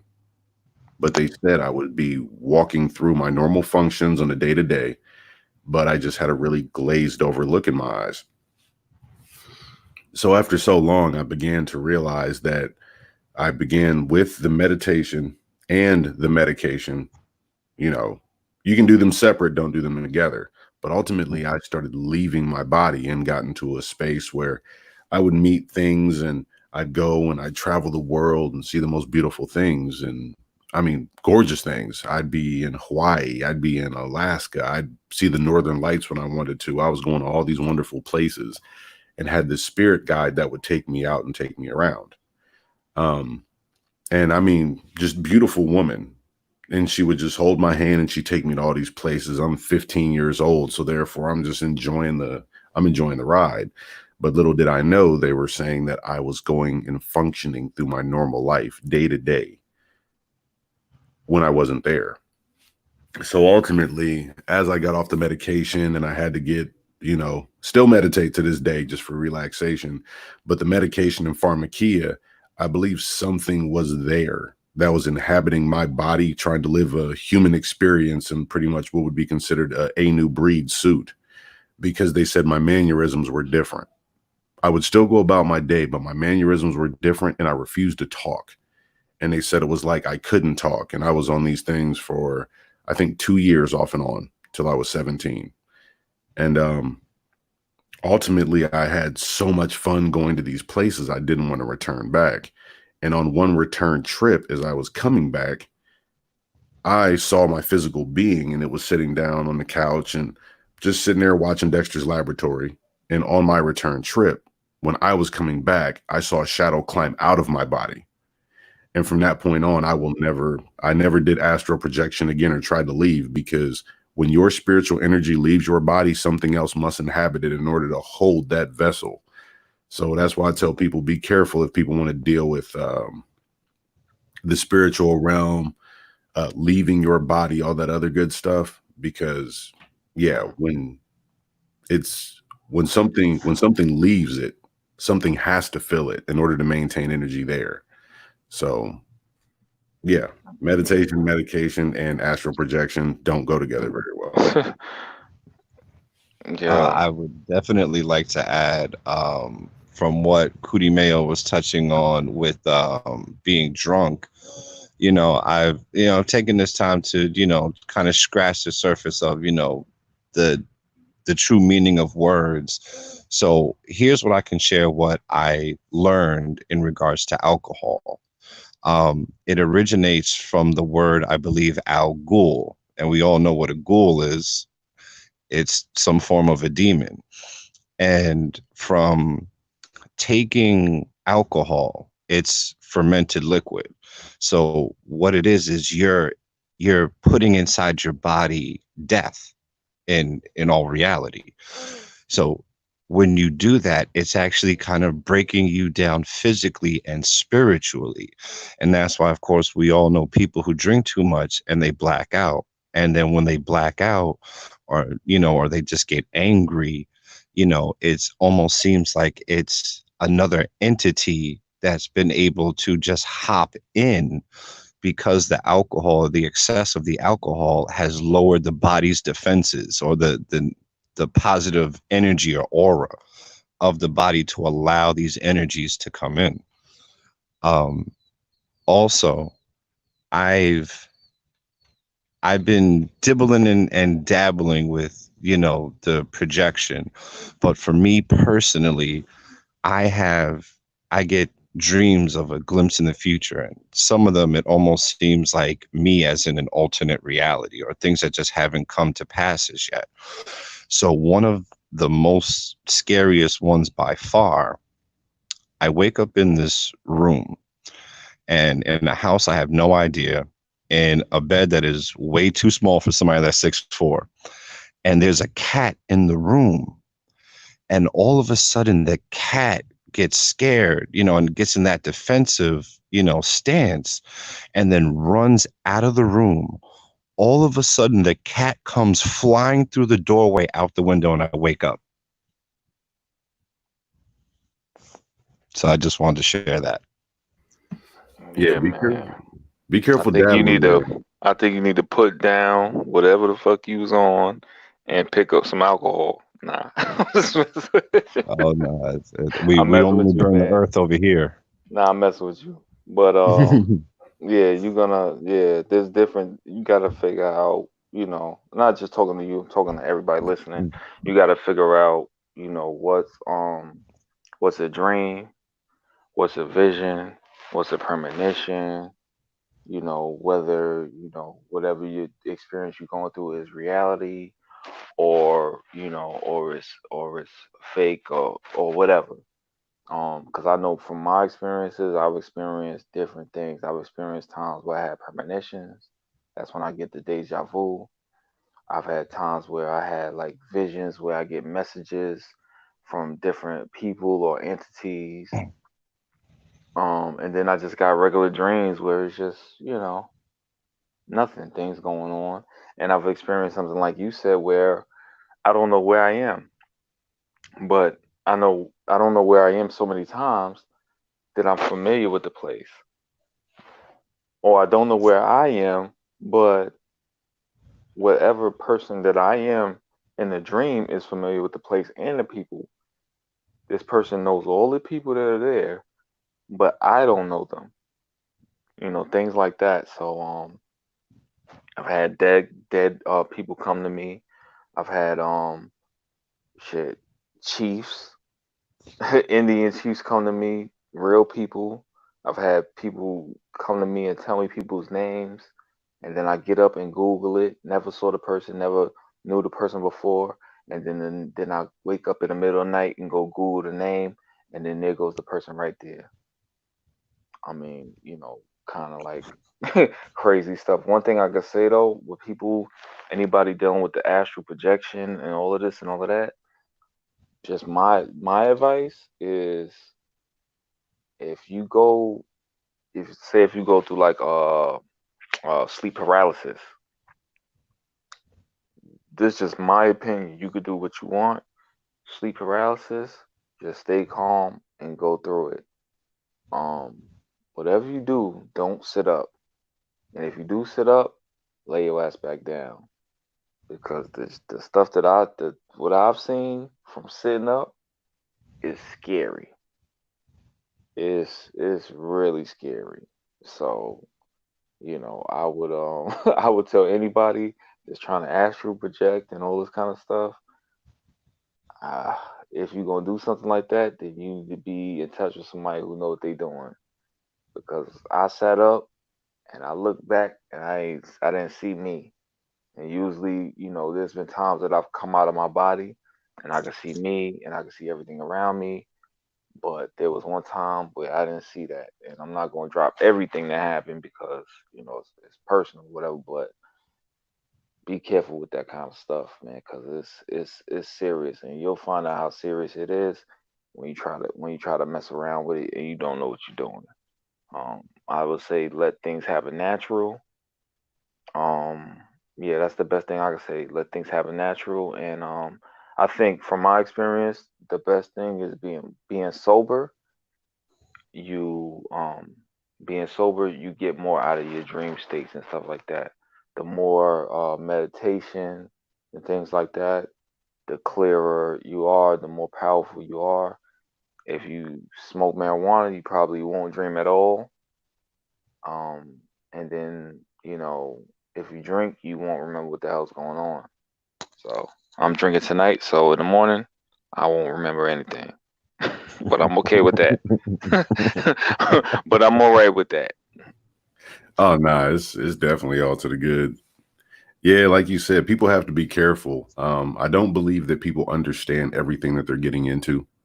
So I don't necessarily knock what people are into, but please do extensive research before you dabble into something, because ultimately evil will never come in the form of evil. Bad energy will never come in the form of bad energy. It will always come in the form of light, because it has to trick you into being around it and with it. So, you know, that's why I tell people be very careful, because if something's normally too beautiful or if something's normally too good to be true, it usually is, especially when you're dealing with stuff like that. So I tend not to dabble into the spiritual realm as far as outside of Indian heritages and belief.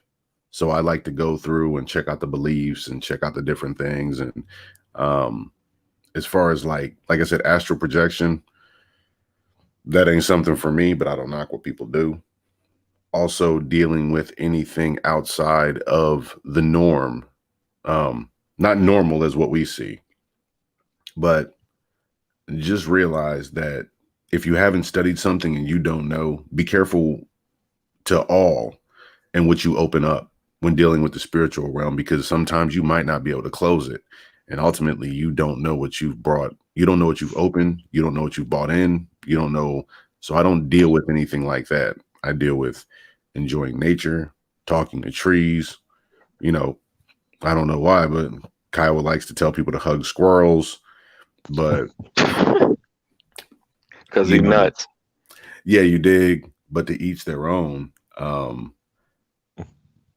No, Nori, I don't know anything. I don't do any type of hallucinogens.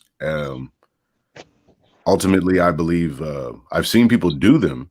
I've seen people do hallucinogens and get with the supernatural world, but some people don't come back the same. Some people have the trip, and this is just what I've read. And I was a psychology student, and also I double majored, one in psychology and one in sociology. So we were studying psychology, and we actually studied the effects of how people trip. And then I started to equate it to the supernatural realm. And ultimately, the trip was activated by the emotional attachment an individual had. So, but the thing I found that was extremely crazy was individuals who had tripped together, 3 or 4 people, would actually have the exact same trip. And it wasn't like they were able to distinguish each other's trip. So they would come back and they would tell stories about the trip that they had had, but all of them were actually in the exact same trip at the exact same time. Heard some wicked stories about paintings coming to life. I've heard people go on good trips and then all of a sudden they turn horribly bad, depending on the but I don't condone drugs of any form. So just I want to give that. But yes, look into it and you'll find out that certain people who trip together for some odd reason. It has to be something more than just a physical or a mental. It has to be a spiritual, because ultimately these people wouldn't be able to have the same exact thing going on at the same time. Well, we all one conscious. We live in a different experience here. We live in a different experience, but it's all one consciousness. It's all the creator. So I could see how people could get high and go and have the same exact experience. I could see something like that happening. I believe in telepathy, all of that stuff, man. It's just we don't believe in a lot of stuff, or we don't think things are real because we're too preoccupied with a lot of nonsense. You know what I'm saying? You can't experience telepathy on Pornhub. You know what I mean? So you know what I mean? So it is what it is. If you want to be more spiritual, you want to learn more about it, then you got to study and you got to practice and practice and practice and practice. But yeah, I got some more twisted stories, man. Just let me know. I definitely Yeah, got some more. it's funny you bring up telepathy, right? It reminds me of I was reading about what was it? I think the Battle of Little Bighorn or something like that. and he was talking about how about 300 miles away, one of the an Indian was telling, I guess, one of the U.S. soldiers or whatever that the battle was over and that was it, I think that Custer died or somebody died. It was like a 300-mile gap. And they was trying to figure out how this Indian knew that. And it was like, all right, so they got this telepathy going. Now imagine how strong it was back then with less distraction now. Yeah, yeah, that's the thing, man. We got too many distractions, too much frequency that's in the way, and things like that, man. So, That's it just very is what it true. is. That's why I want to get the hell out of here, man. Get away from the city. I just stepped out of the city just a little bit. I'm only like from the city, I'm probably about an hour from the city. And the difference is huge. So I could just imagine once I'm in the country, how, peaceful and more open I would be. Um, it's crazy. Like the brother said earlier about being like in Brooklyn and all of that energy is crazy. From the time you wake up to the time you go to sleep, it's just depressing energy. Even you have your high days where you're extremely happy and stuff like that. And it's not so much that you're sad, but you have them extremely high happy days where you're so geared in being happy that you don't realize what's going on. But the energy out there, it's jam packed, man. Everything that everybody is going through, you could feel it. You could feel it from the time you open your eyes, even while you sleep, just 24/7. You could feel that negative energy. And one thing I would definitely like to touch on, I don't know if it's been touched on, that everybody really needs to take into consideration is the fact of your intimate partners. Because you could be intimate with people that, for whatever reason, but opening up that you never know, what is now going to be latched onto you. And I think it's fair that, most people can attest to the majority of us, when we get into any type of relationship, we always take the person's negative traits, but where do those negative traits really come from? Yeah, that's true.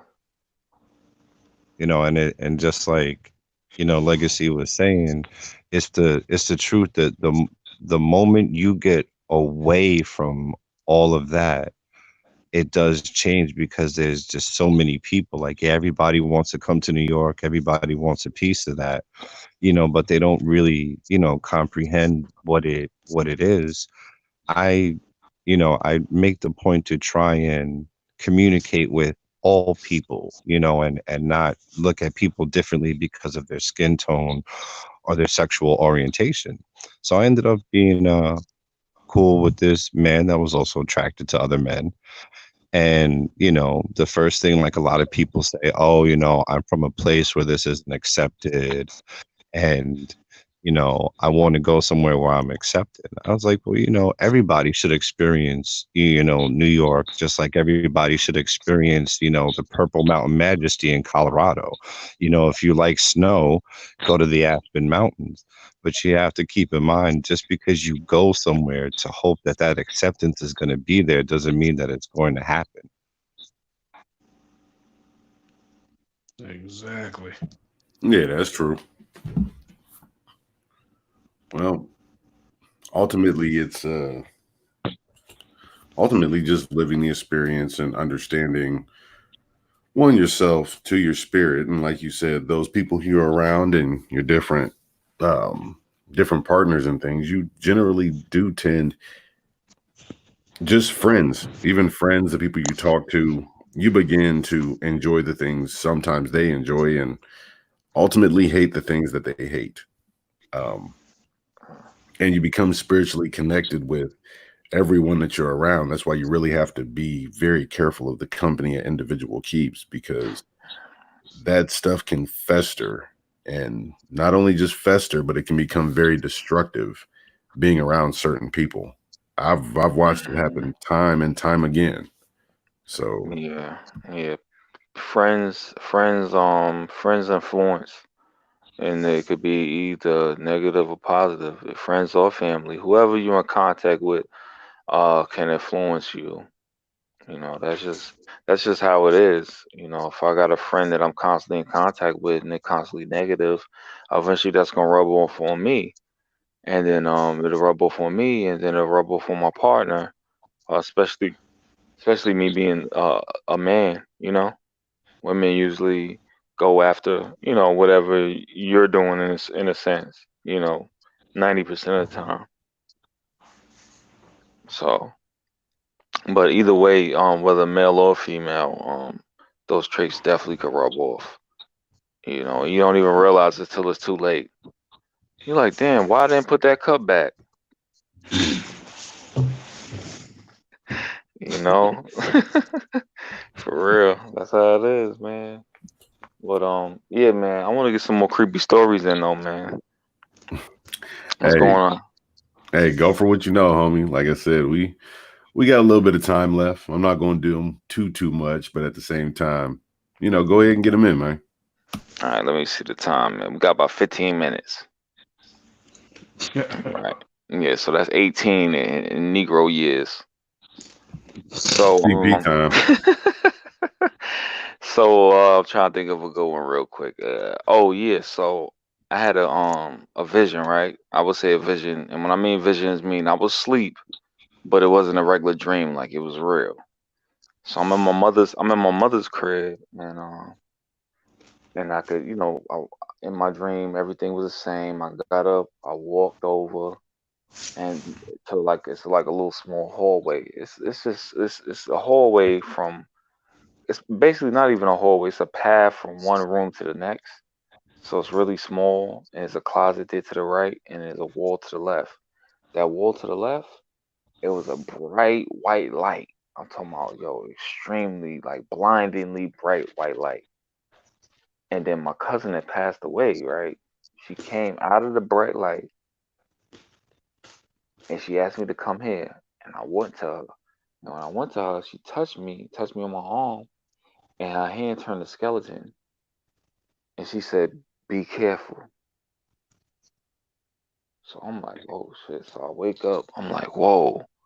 So now I'm like, "Well, this my cousin that was with me all the time, that cared for me and everything. So, like, I gotta pay attention to this." But mind you, I'm still running around being crazy, gang banging, just whatever, right? So I'm out there acting up crazy. Boom. Somebody starts shooting, right? They had like one of them little guns, little tutu or something. So when they were shooting, I didn't even hear the shots. All you heard was ding, ding, ding. We look, they shooting at us. So of course, naturally, I start to run. So I'm running. As I'm running, my hat flies off my head from the wind because I'm running. So I'm like, I gotta be like 14, 15. I'm fast as hell, right? Strong as hell, fast as hell. So I'm running. Hat flies off my head. I run back. This is how stupid I am. I run back for the hat. Right? Grab the hat and keep running. So when I go to run again, I feel the heat from the bullet go right past my head. I could feel the wind and the heat from the bullet. Whew, right past my head. Anybody who ain't been shot at, yeah, it's almost bad as being shot. I'm pretty sure because you could feel the speed and the heat, and it's like, whoa, that was close. All right, boom. So that's one time. Another time, I'm walking home. Mind you, this got to be like a 3-month span. I'm walking home. I'm drunk and high, going to my mother's house. Drunk and high, toe up. Walking.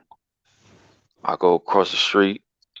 I literally like fall into this slumber in the middle of the street. Now, mind you, I walk across the street. I look both ways. I'm like, all right, I'm good. I get to the middle of the street. My whole body shuts down. A van comes past. Drive right past, speeding. I'm talking about speeding. This van had to be going like 70 or something like that, right? Now, mind you, this is a regular street. You're not supposed to be going 70 on this street. This is 35, 40 the most. This thing flying. It went. I could feel it. It went right past my face.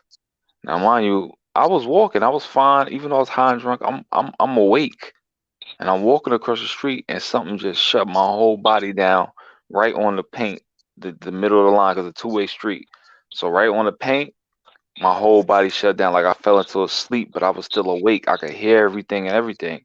It went past, whew, and I looked. I said, "Oh my God, I could have just died."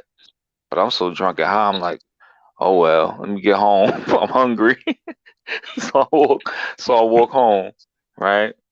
Then then it was, I think, New Year's Eve. I'm like, yeah, I'm gonna go out, I'm gonna go hang out, whatever, with my cousins and them, go out to Flatbush, hang out, right? So now this was when the NBA jackets first came out, when they started shooting the NBA jackets back out with the little, like, like satin looking nylon, whatever it is, nylon or whatever it is, with the big NBA patch on the back. So I had one of those, black and gray one, and then I had a Sherlin. People who don't know what a Sherlin is, the thick leather with the sheepskin on the inside. So I had both of those. It was that kind of weather where you could kind of like double down under a small jacket, or you could put a heavier jacket on. It wasn't that cold that New Year. So I'm like, which one should I Brooklyn wear? flow. Huh? It's just Brooklyn flow. Is how we get down. Yeah, yeah, yeah. So I'm like, all right, yeah, you know. So I'm like, all right, cool. So I asked my sister, I said, which one should I wear? So my sister was like, wear the NBA jacket. It's thin cotton. Wear that one. So I'm like, all right. I'm like, you sure? She like, yeah. So I put the jacket on. I'm feeling, I just got it. I'm like, all right, I'm gonna wear this. She's like, you know what? No, no, no. You should wear the Sherlin. I'm like, you sure? She like, yeah, wear the Sherlin. So mind you, the Sherlin's thick, thick leather. It's really thick. And then you got sheepskin under. It's heavy, everything, right? So I'm like, all right, I'm gonna wear this. So I put the other jacket back. I'll wear the Sherlin, thick leather Sherlin. I go out, we hanging out, we having fun, we drinking, blah blah blah. One of my homeboys I was with, he was gang banging and all of that or whatever. But he was one of them dudes that, like, he ain't gonna tell you he gonna do something, cause he do what he do. You know what I mean? Like, he's just one of those. I'm gonna do what I do. So he decides to rush a whole group of like 10 dudes, that one of the dudes he had beef with, and it was with like 9 or 10 other dudes. He rushed, he don't say nothing to nobody, he just walks off and goes and just punched dude upside the head. So then my cousin like, yo, where's Lokestad?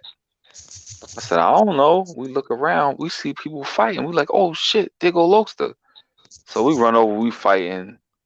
It's a big crowd. Anybody in Brooklyn know Empire Skating Ring? It's a lot of people. It was crazy. I'm talking about hundreds of people running, colliding, fighting. I'm fighting people. I don't even know who I'm fighting. I'm just swinging, right? So then I fell on the floor. I felt a hard kick in my back, real hard. I said, man, what the hell is that? Somebody kicked the shit out of me, right?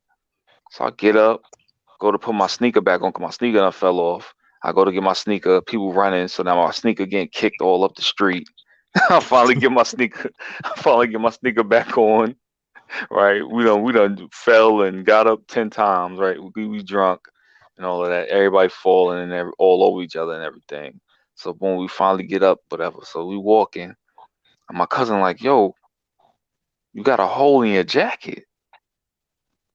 He like, I think somebody stabbed you. So I'm like, oh my God. So now all that adrenaline, everything then fell right back down. Now I'm like, oh, I'm about to die. That's the first thing in my mind, because I'm drinking, we fighting, all of this, all of that. You know what I'm saying? And I don't even know I'm stabbed. So I'm like, yo, I'm gonna die out here. That's the first thing thought in my mind. So I lift it up or whatever. Look, he said, yo, you only got a scratch on your back. You good, you good, you good. So I'm like, oh shit. But mind you, this is like in my lower back, my lower left back. Yo, and the size of the knife had to be huge. This was a huge knife, because it left a nice hole in the jacket. But this is a thick, thick leather. I'm talking about this leather is thicker than your leather couch or whatever material you could probably think of right now. This leather is as thick as the leather on like in a car. You know what I'm saying? So the knife had to be like real strong to even get through. When it got through, it only scratched my skin. I wasn't even bleeding or anything. But I would have died right there. So that's got shot at, almost got hit by a van, and then got stabbed in the back Amazing how the three Most High times. work, isn't it? Yeah, three times. Three times tried to take me out.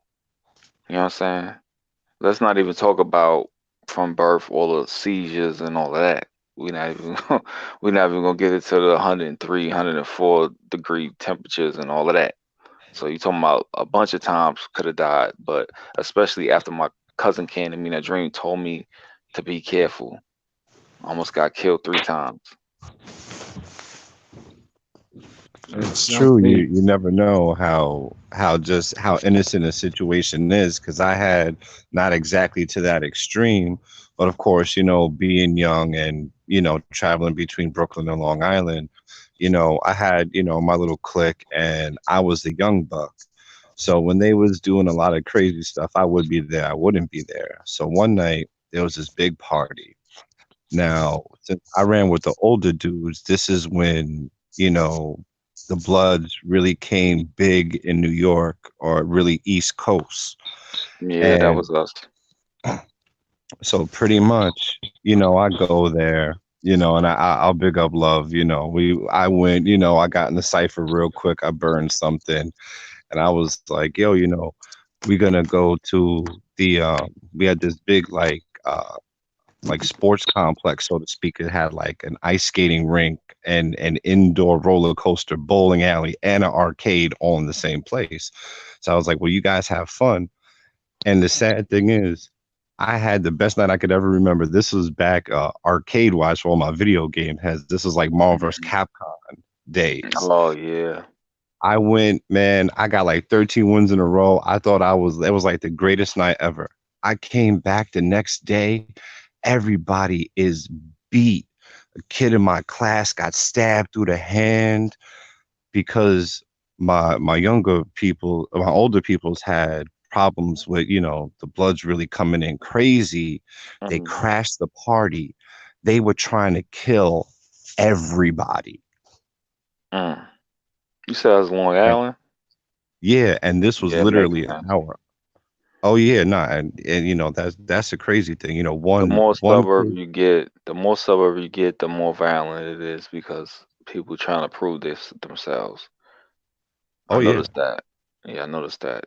oh You yeah, go to and I you go mean, to you go to what the mhm. fuck Virginia and like motherfuckers is crazy.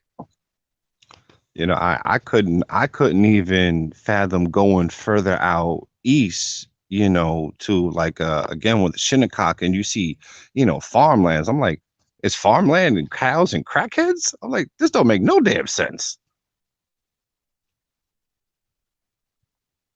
But it's very true. Farmland cows and crackheads. Yeah, that's funny. That's funny because what's the name? Bloomberg just said some crazy stuff about the Shinnecock. Try to talk about talk about they was what is it? Domestic violence and drug use. I was like, oh man, really? I mean, I'm not gonna lie, them boys is wild, but that's their land, so they can do what they want. That's autonomy. Well, But I'll be damned. it is, and it's sad too. A lot of these borders, man, the cops is right there. When I was, touched on briefly with the Shinnecocks upstate, that same night that I went through there, they literally were taking this man's car apart right on the border of where they still had the You mean the jurisdiction to Seneca? do it. Yeah,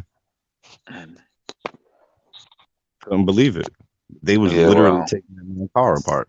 people keep talking about this Indian money. I don't know where it's at because it seems like when you go to these reservations, man, they living hard. You could Oh even yeah. see it. You could see it a lot of Oh yeah. times, except for the ones that, kind of leave out like they live on the res, but they, they work and different stuff outside of the res. Those are the ones that like prospering like that, but it seems like the people on the res are like struggling like crazy. Yeah, So I and want that's to why I know where definitely them got Indian money is at. I definitely got to big up the Shinnecox in that aspect because they're on their hustle. You know, they're selling their tobacco. They got a gas station now. They're kind of Mhm. getting in the vape game, so they're doing their thing. But at the same time, it's true. You know, everybody's in trailers. You know, but then you got quads and Escalades and 22s, and I'm like, okay. Mm. But yeah, we had two Maybe out hours. there. I ain't Oh, seen. To be honest with you, a lot of the reservations that I've seen are poverty stricken. Not only poverty stricken, but high alcohol abuse, high suicide rate. 1 in 4 children between the age of 16 and 22 will commit suicide. 50% infant mortality rate. So, I'm with Legacy. I don't know where the money's at because I've gone to reservations and seen different places where literally the people think the slums outside of the res is bad. Nah, go to the slums inside the res. I guarantee you'll be happy Yeah. to live in any hood because Hmm. the poverty, no medical, uh, a lot of things go on because the policing is done by those who are there. But when outsiders come in, if it's not a federal offense, you won't get picked up. A lot of bad shit goes on the res. Like I've seen people who price gouge. We're worried about with this going on, with them dropping the pandemic word and everything. People price gouging. Well, they've been doing that on the res since forever. I've seen people get charged $10 for a box of Cheerios. So Mm. you That's know, crazy. I know where that money's at. That's crazy. I had a oh, where that money at? Dubai. I had a brother that saw he actually on YouTube too. He does like fitness and all of that or whatever, and I saw him doing something on Instagram, and I said, "Hey man, I can help you with genealogy." And he's like, "Oh, actually, I'm doing my own genealogy right now. Something about his grandmother was Cherokee or whatever, something like that or whatever." So I guess I think he's really legit about her being whatever. But so he said she was 25% or something like that, right? Mind you, she's a Negro because he's a Negro, right? But that's a whole nother thing. But anyway, I saw he was like, "Yeah, I'm about to get that money." So I'm like, yeah, you don't. I said, "Bro, you don't get money for being Indian." "Oh, what you talking about? My girlfriend's friend gets a check for her son." I said, "That's probably VA retirement, something like that, or maybe it's something for like some tribal land or food or housing or something like that. It ain't you don't just get a check because you Indian. It gotta be for something. It could be that you're Indian and it's some type of for food or something like that or something else, but you don't just get a check because you Indian. And if I'm wrong, correct me because I need mine right now." don't we all? I mean, I think that's more of those the casino tribes than anything else. But I could be wrong because I remember years ago seeing um a news snippet where they were kicking a whole family out because I guess it was a tribe that owned a casino. So the whole family, each individual, was supposedly getting like this crazy amount of money every month. Mhm. And I guess they upset the tribe and they gave him the boot, but they were seeing some money. But I'm thinking that's the casino tribes. Well, Yeah, it but could be. not every individual in that group gets to see that. It's normally the families who own or run or have dealt with the casino. Mhm. Um, I've heard tales of that, but I've seen reservations, 2 reservations that are literally put together, and it's right there by the Hopi reservation, where one res will have money and the other res will be dead broke. That's And retarded. That's because the like one that's broke all their money's in Dubai. It's nah, true. actually, they're just kind of in the dumps. It's in a lot of places where these families, and Kai was right. Some people, you get chiefs in different groups who are supposed to disperse that money, and they will take the money and they'll run. And Oh yeah. ultimately, because there's no way you can individually prosecute that person, because the prosecution would have to go through the tribe to do it. If they're gone, you can't prosecute them, or you can't have a dispute. So eventually, you know, and some people don't even know they're supposed to have money. Money, once you involve money, and a lot of evil goes on with money. We've all seen that. But once you involve money, things get real nasty and real ugly real quickly. You know, Mhm. friends, family, a little bit of everything. Genealogy customers. Yeah, you already know, Man, man. I be getting text. Man, I get text messages 3 in the morning. Man, I'm like, 3 in the morning? What you hired me for? You up 3 in the morning? If you could text me 3 in the morning about genealogy, you could do it yourself, man. That's crazy. Yeah, unfortunately, we live in a reality where motivation is few, far and in between. I That's mean, crazy. just from just grandmother, luckily she's still with me, but that knowledge is Mhm. kind of lost. And I've never known the tribe. All I know is it's Cherokee. The research Mhm. from Jamaica, I found out there was a tribe, Mhm. Cherokee tribe in Georgia that was taken to Jamaica.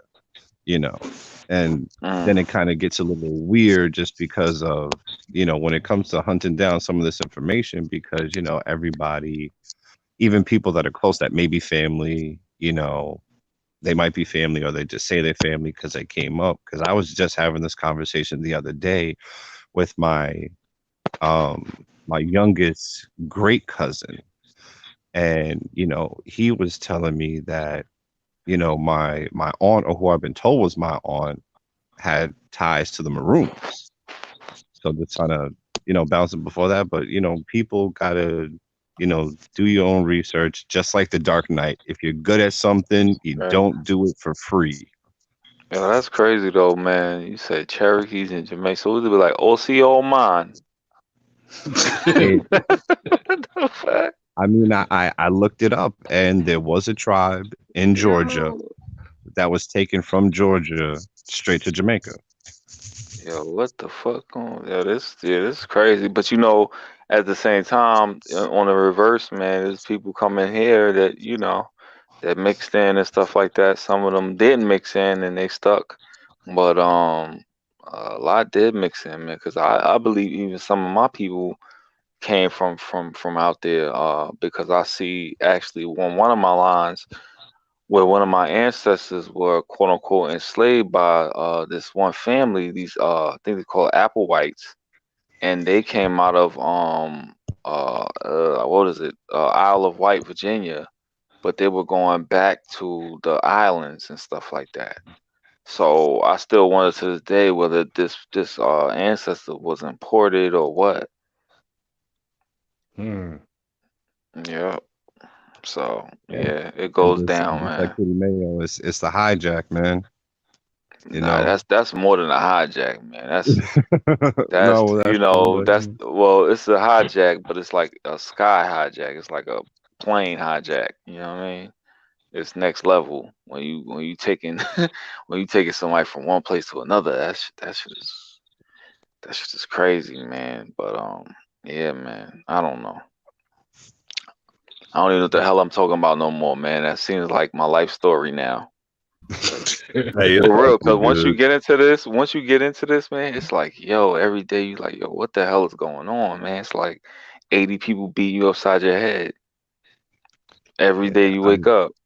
It's like, yo, this is too much to carry sometimes.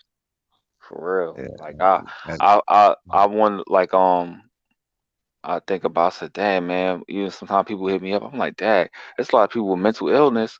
But then I think about it, man, you know how crazy it is to your whole life basically for most people to be like, oh yeah, well I'm African with Cherokee, I'm African, and then one day you wake up and you're Aboriginal and you realize that all this time these people done took your land and did all this to your people. That's a lot to take. yeah, it is. That's a lot to Even take. We need therapy for this.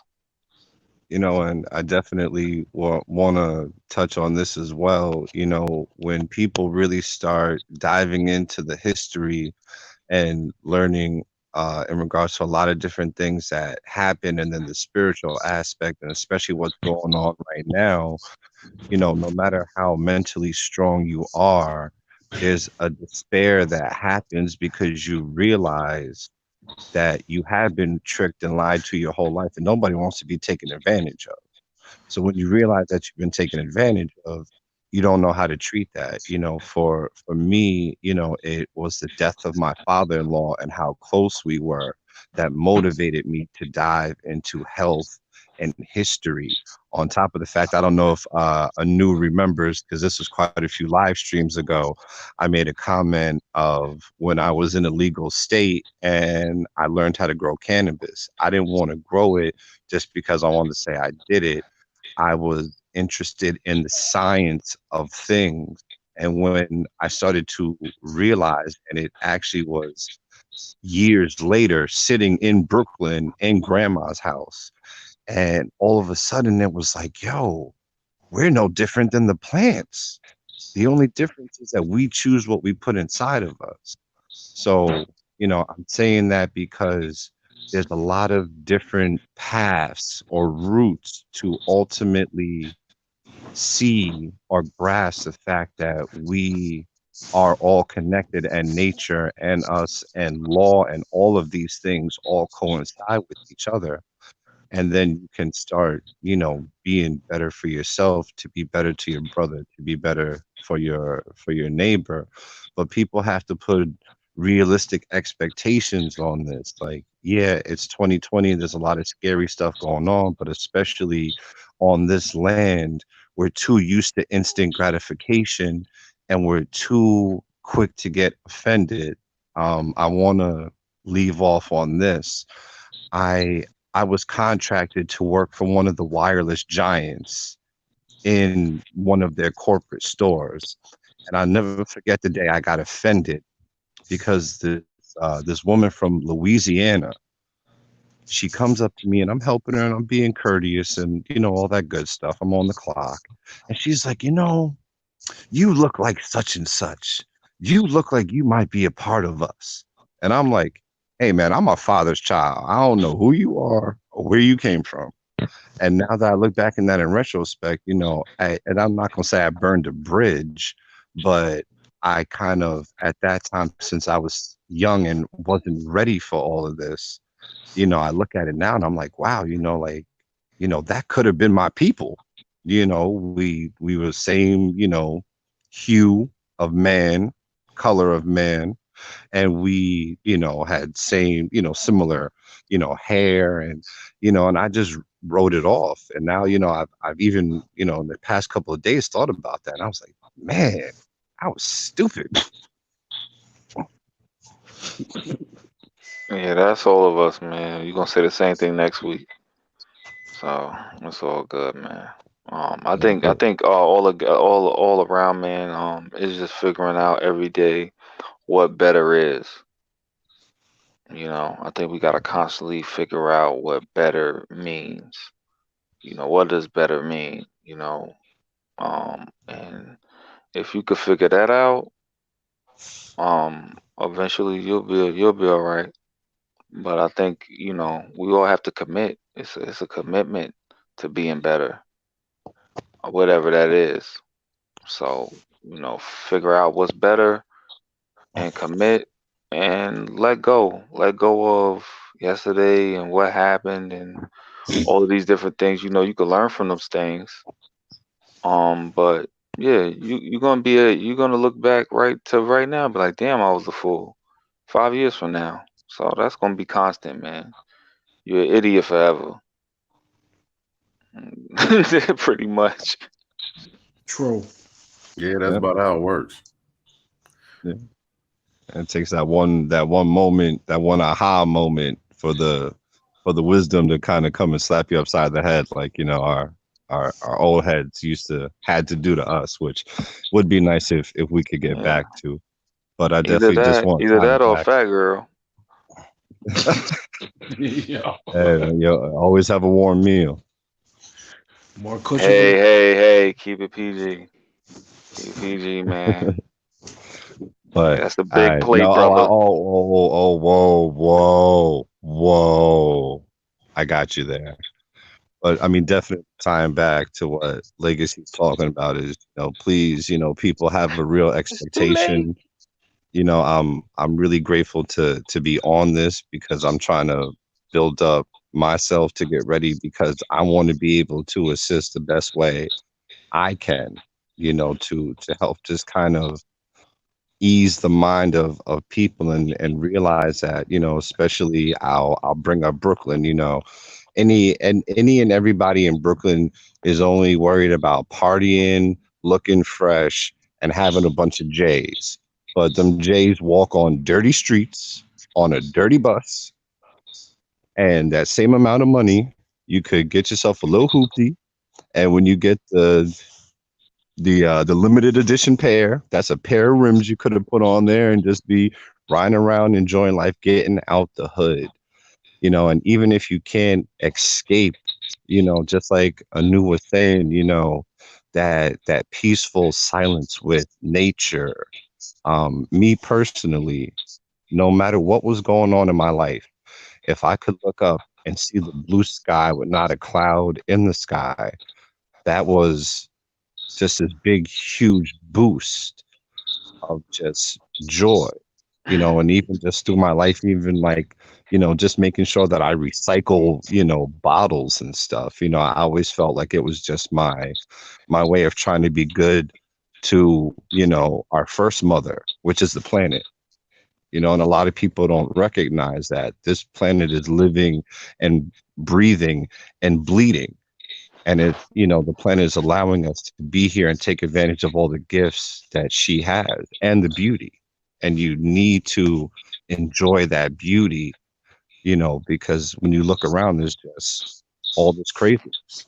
I think we gotta define a lot of stuff, man. I think we just gotta like really dig on some of the words we use because even like with the brother saying, nature, getting back to nature and stuff like that. I think we gotta look at the nature of ourselves first. You know what I'm saying? Because you can't even perceive, you know, that's like telling a crackhead to save money. You know what I'm saying? Like no, for real, seriously, man. Like you trying to tell the crackhead, yo, man, listen, man, it's the financial plan. He like, man, as soon as this nigga stop talking, I'm asking for $5 so I get some crack.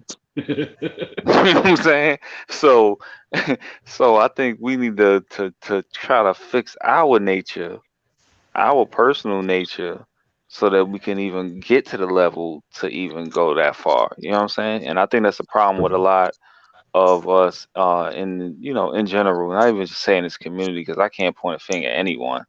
You know what I'm saying? We got to change our nature in order to even get to that point. That's why I tell people, doing your genealogy, finding your tribe, it could help. I'm not saying it always helps, but it can help because it opens up another door of interest, and it opens another door to receive knowledge and wisdom, and then you can kind of take that knowledge and wisdom, and then it can help you grow. So, I think you gotta all look at ourselves, you know what I'm saying? Even before being Indian or anything, we gotta deal with a lot of stuff within ourselves and at home before we can even do anything. That's why a lot of people come with the trauma, come with the hate, lashing out, uh, backbiting, different things like that. It's all personal stuff that we need to handle first before we can even go to that next level to even, you know what I'm saying? Like, a gangbanger ain't like, yeah, man, all I want to do today is just take my shoes off and put my toes in the grass. Like, no, nigga, that's not what he want to do. He want to go gang bang, and he wanna shoot off some shots, and he want to go mess with the hoochies and maybe have like a 15 some or something. You know what I'm saying? And roll up another blunt. You know what I mean? So, and I'm saying that not to just be funny, even though I'm pretty good at it, but still, you know, that's just reality though. Reality is you're not even thinking about that when you're in the pit.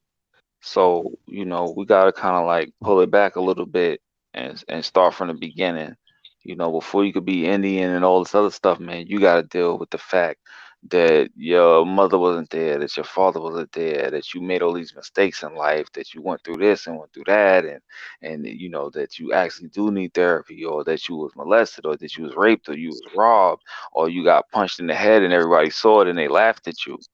You know what I'm saying? You gotta deal with all you gotta deal with all of that before you could even get back to nature sometimes. So, I just want to put it out there because I know a lot of people, people talk about pretendians, but a lot of y'all pretending to be okay. Mm, Mm. yeah. Even more reason to go back to mommy. Mommy always makes you feel better. Yeah, she got that bellies in her nipples.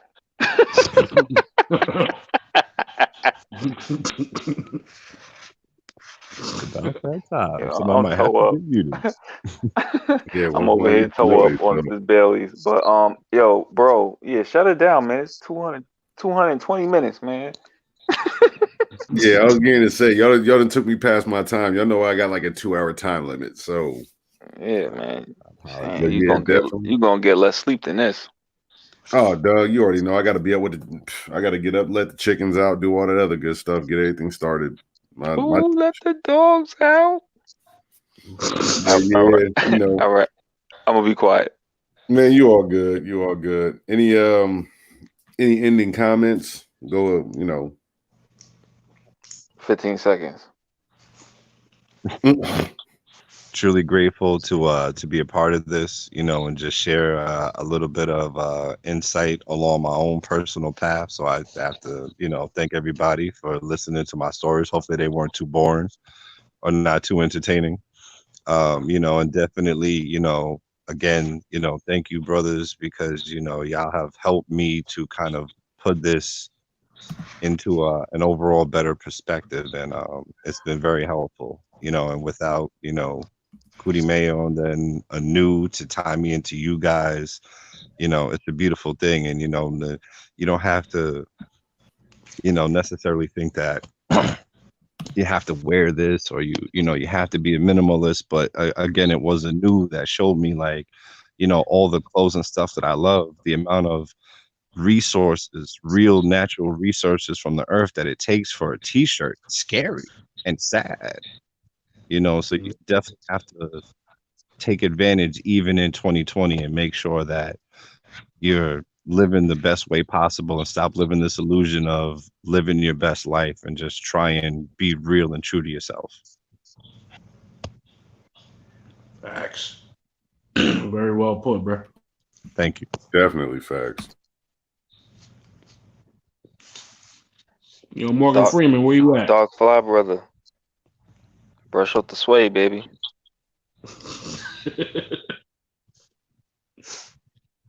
Think he done fell asleep. I'm your mama. I'm your daddy. I'm that nigga in the alley. What you want, what you need, I got. All right. Well, I guess Sure. I'll go, man. Yeah. Thanks for having me on. Yeah, man. Everybody just need to get their shit's not it together, man. That's really it. Get it together, and then once you start getting it together, you'll start to see you start to reap some benefits, and you'll be able to benefit other people. Before we can be Indians, before we could be parents, before we could be lovers, we got to take care of some things within ourselves. If you could do it on your own, then fine. And when I say on your own, I don't mean on your own, I mean with the creator. Um, and with that strength, that whatever you believe that is, if you could do it on your own, then fine. If not, then seek some help so you can go ahead and move to the next level and all of this. And I encourage everybody, man, get tribed up. You know, don't be out here talking about, oh yeah, my grandmother said I was Cherokee, so now I'm gonna put it on the census and damage the rest of every other generation, even though I'm Tensor or something like that, or I'm, You know what I'm saying? I'm Natchez, but I put Cherokee on here. We gotta stop. You know, we talk about hijacking, but we out here doing it. I see it all the time. People hit me up with crazy stuff, man. Like, do the genealogy, figure it out. If you can't make it this census, make it the next census. You know, and really, when I see stuff like that, it goes back to what I said. You gotta start with you, start within, and then work on being Indian and all this other stuff, man. Cause you know, it ain't a title, it ain't a trophy, it ain't none of that. It's a job. It really is. It's a job. It's constant work, constant work. So, you know, are you ready to work? And I'm out. I just have one thing. I'm sorry, everybody, especially right now. If you guys are fearful and you know you can't find something as simple as hand sanitizer or anything like that, do the research. There is things in the store that you can buy that is all natural. You can clean your home. You can look into making your own antibiotics, but just look into it and make sure that what you're using is of the best quality.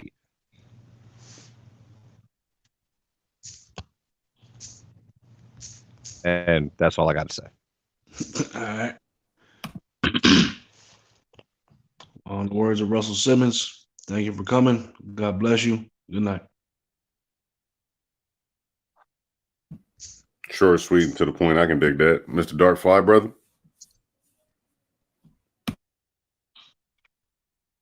Yeah, I think he then massaged his head and fell asleep. I see he clicking off a mute, but I believe I think he's he did the He's same on thing one- you did. Yeah. Can't hear nobody, but well, actually, his is probably the opposite. We can't hear. Bro. Well, I just want to tell everybody, thank you for coming out and enjoying. Just keep it moving. And like I said, the times that's going on, everything that's going on, enjoy your friends, enjoy your family, speak to the creator, meditate, learn who you are, and be sure that you learn from this. Don't ever be caught slipping again. So ultimately, stay blessed, enjoy, and have a good one, And once again, I'll be trying to get on tomorrow or Saturday. We'll see what goes on. If you like it, go ahead and post some topics, and we'll see if we can touch bases on them. All right, y'all stay blessed. And because Mr. Dark Fly Brothers, his mic isn't working, just know that he's probably singing Barry White songs right now, trying to end this thing off. So ultimately, it's good he's not on, because I might get blocked for him doing Barry White songs. So y'all stay out of trouble. Catch y'all later. And thanks again.